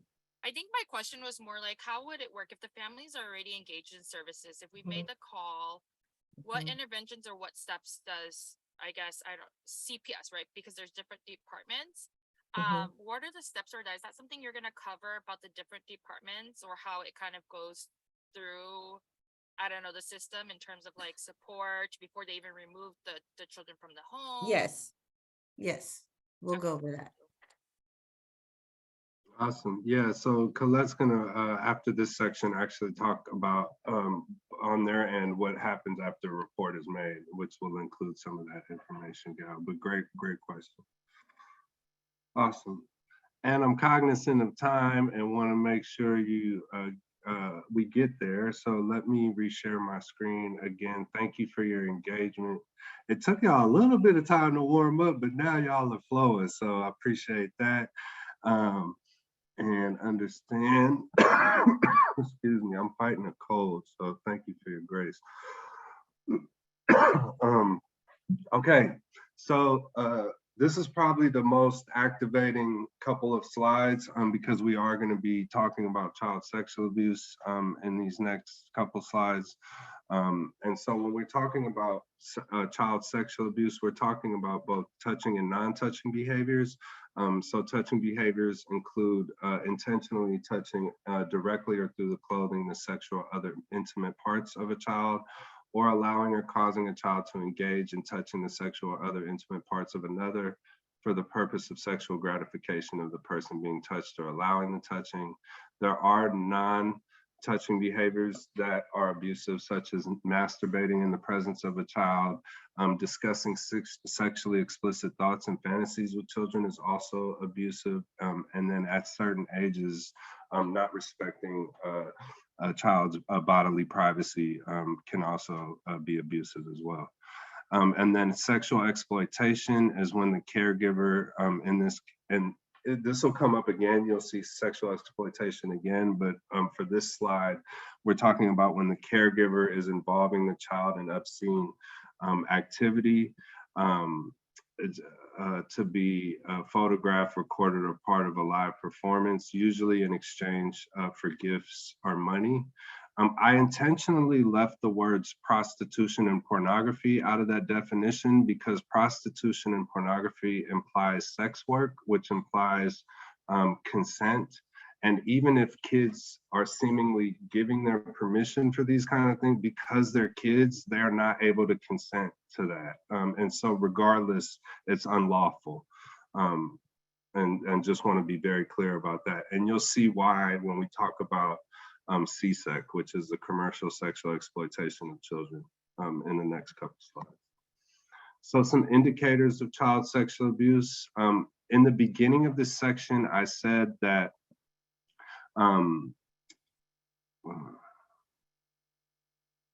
yes, Susan, the short answer to that is yes.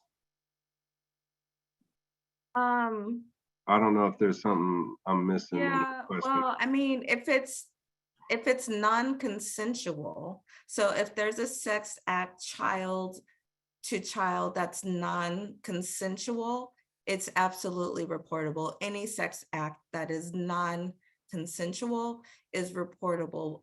And there are ages where children can consent to have sex with other children. So there's that both and. Thank you for that, Colette. And I think there might be a table or something in the resource folder that shows what that consensual ages are. Yeah, it's part of the slide deck. So it's one good age, just like a little, it's in the train, it's in there, but one indicator that y'all can remember, try to think about, is the age of 14. When if a person 14 and younger or under 14 is having sex with someone over 14 or 14 and over, you have to make a report, even if it's consensual. So if someone is 13 and they're having consensual sex with someone who's 14, it is a mandated report. So yeah, so the link is dropped in there again, and there's a full chart where you're either mandated to report consensual sex amongst children, or whether you use your clinical judgment or you have a conversation, you ask some questions to determine. I was talking to a law enforcement official recently, and there is a difference between what is illegal and what is child abuse. So there are some things that are illegal, like adults having, like older adults having sex with with teenagers, that may not be a mandated report to child welfare, but you have to call law enforcement because it's illegal. So there is that caveat in terms of that, but you do have the chart in there in terms of consensual sex amongst children. Thank you, Colette. Yes, Maria, I see your hand. And Thank also you. want to encourage brevity here so we can get through. So if you can keep your question brief, please do that. And would love to hear your voice. Thank you. I always afraid of this. I have a teenager and is 15 years old, and he's a boy, and he doesn't have no girlfriends, but I always scare him, and I'm sorry if I'm doing wrong. I always scare him. I said, be careful, don't have no girlfriends, because if something happened between you and her, or you touching her or something like that, you can go to jail. Even if she said it's okay, and then something happened, she gets mad, and she can go back to you and say, you know what, he did it on purpose, and then he abused me, and then that's it. That's your reputation goes in the garbage. And I don't know if that's okay for me to always scare him like that, or I'm always scared, even though they're 15 and he doesn't have no girlfriend, but he can have a girlfriend, or something happen. And he's Latino, we're Mexicans, and we always in that, no matter what people say, oh, they don't pay attention to that, but they see you as more discriminating against us. Yeah, no, I hear you. I hear that question. And I think, I mean, one thing I will say is that in terms of an approach, I mean, there's, we want to ensure the safety. So, and I hear that you're coming from that place. Like, I want to make sure my 13-year-old is safe. And I really applaud that. I think what I might add to the approach is we also don't want to shame children for having normal, like, sexual exploratory sort of behaviors, right? I think one of the worst things you can do to children is make them feel bad for things that are inevitable, right? Like, as an example, kids are going to get angry. Like, anger is not an issue. It's maybe how we respond to that anger, or what we do with that anger. Similarly, like, our bodies want pleasure, like, it feels good, right? And when our bodies do that, we want to make sure ourselves and our kids know that that's okay. Like, you don't have to feel bad that your body wants pleasure. And so I think, but they have to be responsible. They have to be responsible. So you cannot just say, oh, go ahead and do that. So you have to guide them. Yeah, you have to, and I'm not sure that fear-based tactics are the best way to do that, right? So I think there's a level of that. If it's useful, then yes. If it's not working, then maybe go back to the drawing board and think about other approaches in terms of just more cautionary, like, oh, watch out for this, but not necessarily needing to produce fear responses in our children to get them to do what we want, or to get them to be safe, is all I'm saying. And yeah, I would like to add in, if we're from a child welfare standpoint, if we train our children and families to be like shameful about talking about like their body parts and what it feels like, then that will also create a shame based in terms of reporting, because then they won't report because they're like, oh, well, it was a secret, but it felt good and I don't know. And if we're shamed about not talking about things, then that will further perpetrate children being at risk of sexual abuse in particular. So we do have to be careful about like our conversations around body parts and sexual development, which is normal as all of our other developmental things that we talk about. Sexual development absolutely happens from birth forward, just like everything else. All right, well, 37 after. Oh, thank you for the time check. And thank you for the wonderful conversation, Maria. We are going to make sure we cover stuff. We're gonna get you out at 12 regardless. So I'm gonna breeze through some of this right now and give it back to you, Colette, in maybe 3 to 5 minutes, if that's okay. Okay. And so in the beginning, I said that there's one exception to looking for multiple indicators, and that exception is a child's disclosure of sexual abuse. That is an indicator that should be an automatic report. If a child discloses sexual abuse to you, 94% of the time it's actually happening. The other reason we want to take disclosures of sexual abuse very seriously is because our culture, I'm talking about our general culture, is horrible at responding to disclosures of abuse. There's often, it's not just difficult for kids, it's also difficult for adults to disclose something like this, because there's often a lot of victim blaming. If you just weren't acting that way, if you just weren't dressing that way, there's often, which is horrible, right? And there's often a lot of justice that doesn't. So a lot of times folks that are sexually abusing kids are in prominent positions as well, either in the family or out in the world. And even when a disclosure happens, sometimes it's very hard to get the person justice because the person is in a prominent position, right? Like a judge, a lawyer, a doctor, like they have. And so that's another reason. Also, a large majority of sexual abuse actually occurs from someone the child and family knows. And so often kids may not want to get this person in trouble, or they may fear for retaliation. And so if you get a disclosure of child sexual abuse, please, please, please believe the child. Let the child know you believe them can go a long way, verbalizing that you believe them. Also, avoid making promises that you can't keep. So you may feel compelled to say things like, I promise this will never happen again, right? But you can't fulfill that promise. Instead, you can say things like, I'll do what I can to get you the support that you need. And then let the child know that no matter what the situation was, it was not their fault. It's never a child or anyone's fault that they are being sexually abused. Okay, and then there's other indicators of sexual abuse there that I won't talk about because they're there.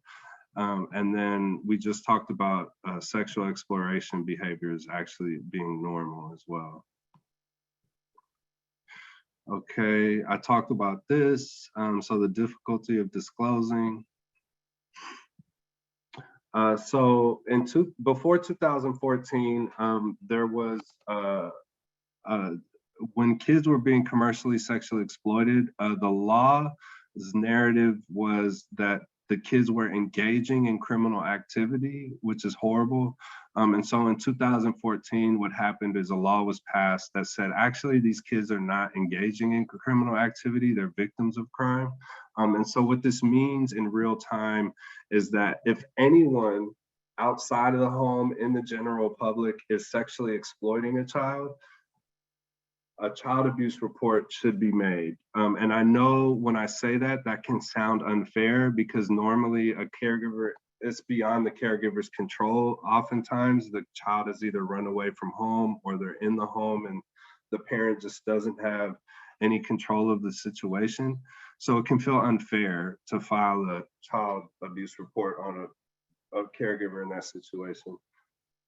But, and it's my understanding that the way child welfare responds to commercial is not to be punitive of the parent, but to be supportive of the parent and just provide the parent with resources.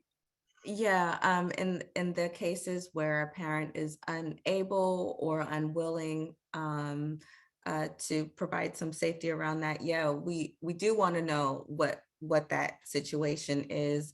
And yes, it is for us to provide supportive services to the family in those situations. Mm-hmm. Thank you, Colette. I'll share my screen.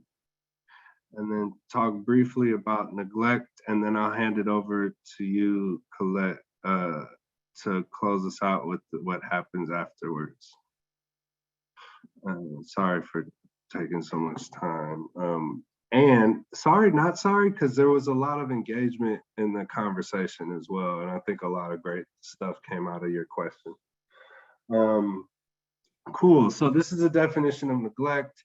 It includes both intentional and unintentional acts and or omissions, such as locking in a hot car, failure to provide food, that again, threaten or harm the child's safety. There's also a subdivision of neglect, which is failing to protect.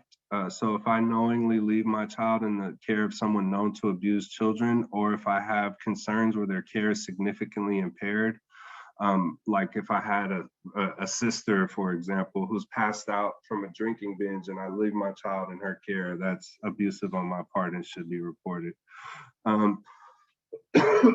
Or if I fail to intervene despite the knowledge that my child is being harmed. So this is where like sort of like if I had an older child, a sibling, and they were being abusive towards my younger child and I had knowledge of that but didn't do anything about it, that's also abusive on my part. And then poverty and or homelessness do not constitute negligent treatment. So one way to think about this, and there's laws that are becoming more less general. So a lot of times neglect is reported specifically in San Francisco, but I imagine the same is true in Alameda County, based not on abuse, but based on a family's lack of resources or needing support. And so right now there's a movement to lessen what the threshold is, or I guess heighten what the threshold is for neglect to not include if a family needs concrete support. Yeah, it actually, the legislation, it's AB 2085. And that's one of the new laws in terms of neglect is it was actually signed into law back in September by Governor Newsom and they said it became in effect this year, but I thought it was in effect when he signed it. But either way, it's in effect right now.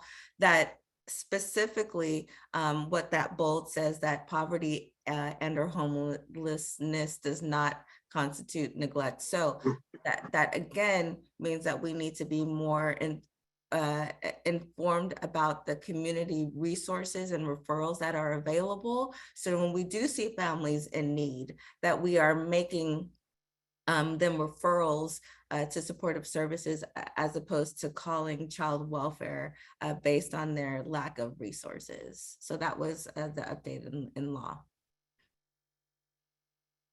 Awesome. And with that, I'm going to stop sharing my screen and hand it over to you, Colette. I want to be cognizant of time. The one type of abuse we didn't cover was emotional. And really, it's about drastic changes in behaviors. Again, it's the hardest to identify. And I believe what child welfare is looking for is, does the child have a behavioral health issue, and did the parent's behavior either cause or exacerbate that behavioral health issue? and or is the parent denying the child treatment for their behavioral health issues? Thank you, Colette. No problem. We also see, I'll just add to that, we also see emotional abuse as it relates to domestic violence or intimate partner violence. So you may also see situations where a child may have knowledge of or be around violence in the home, and that may also lead to, of course, some emotional impacts. And of course, if a child is physically harmed when there is like violence in the home, then a report must be made. What I'll spend a couple of minutes talking about is what happens after a report is made. Alameda County Child Welfare and throughout the state, we at every decision point, we use something called a structured decision-making tool. From hotline to going to do an investigation to should we intervene further and should we close a case.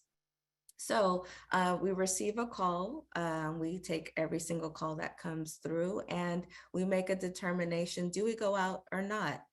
Do it. So if we decide to not go out or evaluate it out, as I talked to y'all about some possible reasons why we don't investigate, it could include law enforcement went out already, parent-child conflict, depending. It could be historical in nature. There could be no risk of abuse or neglect because some people make reports that don't have any of those indicators that Will talked about. So we could just evaluate it out and we'll just file it.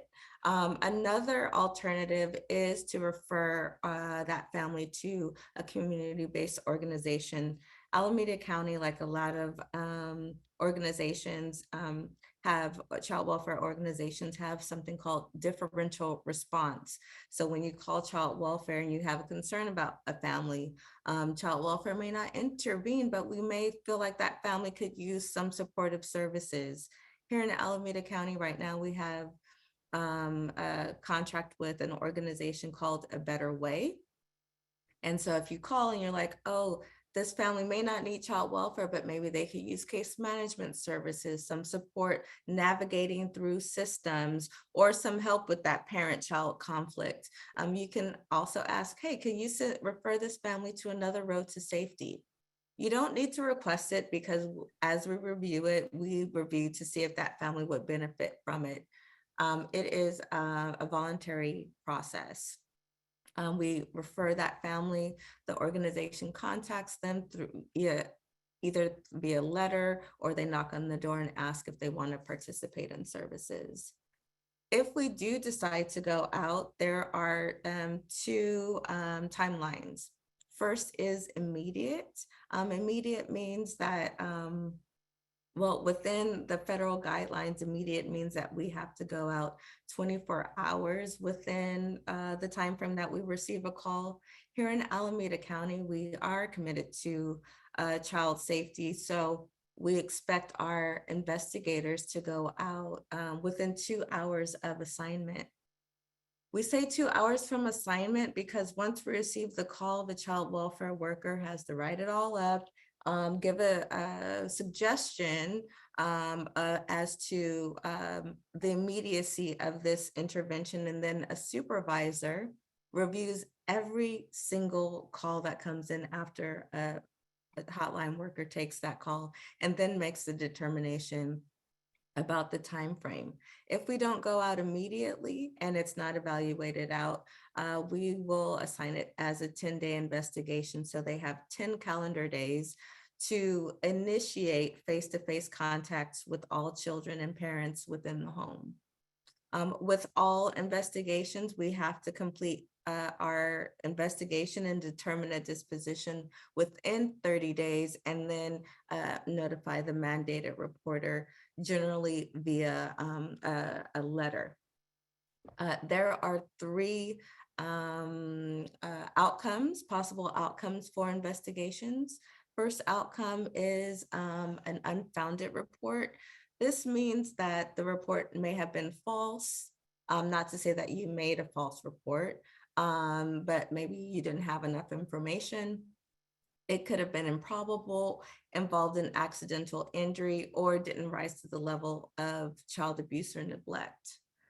We see a lot of situations where, like if we're talking about a physical abuse allegation and an 8-year-old broke their arm, and they maybe didn't explain it to you, or you didn't know what happened, or you felt like it was improbable, and so you made a report. We went out and we investigated, and we determined that, oh, the kid like fell off of his or off of their scooter. That would be an unfounded report. There are times where it's not unfounded. It may be inconclusive. That means it's not unfounded, but there were some information to prove that something happened, but we still didn't have enough information to substantiate physical abuse. Same situation about the kid with the broken arm. They may have said, oh, well, we fell down the stairs, but we're like, what types of stairs? It may have been probable, but there may have been also some like disagreements or concerns about like physical discipline on part of one of the parents. So we may have an indication that there was some type of injury, but we couldn't pinpoint it to say that it was child abuse or neglect. But we had like some questions.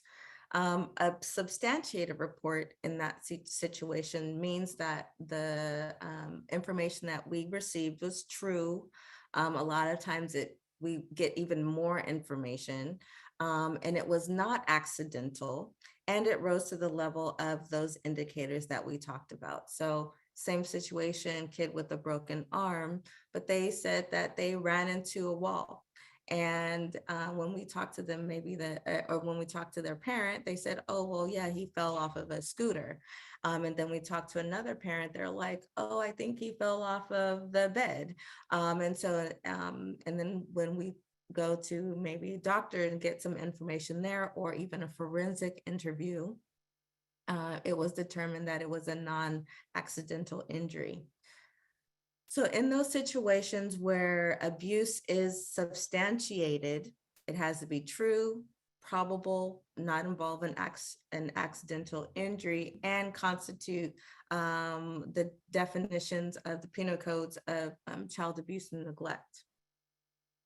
There are, when a case is substantiated, we do have to send, when an abuse investigation is substantiated, we do have to send some of our, we have to send those reports of those suspects, of the people who caused the harm, to something called the Central Child Abuse Index, or the Child Abuse Central Index, or CACI, and it's the Department of Justice, and it's where we all had to take our fingerprints to be able to work with children. It's held in that database for at least 10 years. So we are very cautious about substantiating abuse allegations, because we know that it has impacts on like further employment. Some possible outcomes: we could determine that a child is determined to be safe in the home. So we go out there, we investigate, talk to everyone. We may need it to just provide them a resource or referral. This is where we're like, oh, the community person could have provided them this resource versus like us scaring them with an investigation. So we could close that referral. Or we could say, okay, you don't require child welfare intervention, but maybe you could use some support. So then we'll refer back to that community-based organization after we do our investigation. We could open a court case, a child welfare case that does not involve court. The child stays in the home. They're offered 6 to 9 months of services with a child welfare worker. to deal with whatever concerns that brought them to our attention. We could open a formal family maintenance case, and that's where children still remain in the home and they're provided, but we have court oversight where a judge determines how long we stay stay involved with the family.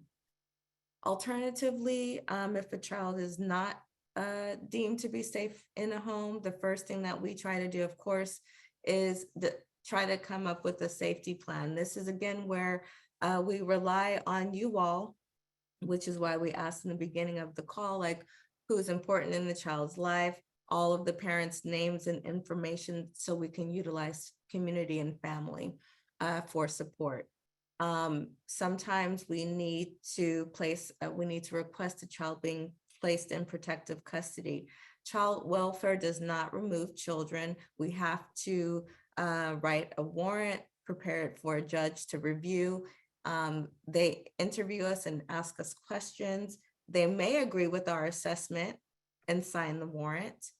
Sometimes they do not and tell us to go back and do more social work.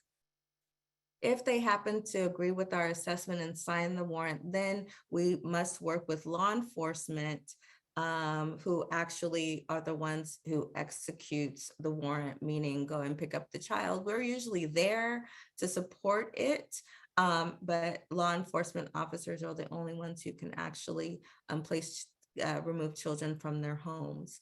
And if that happens, we try to either place them, if they're a non-custodial parent or a relative family member.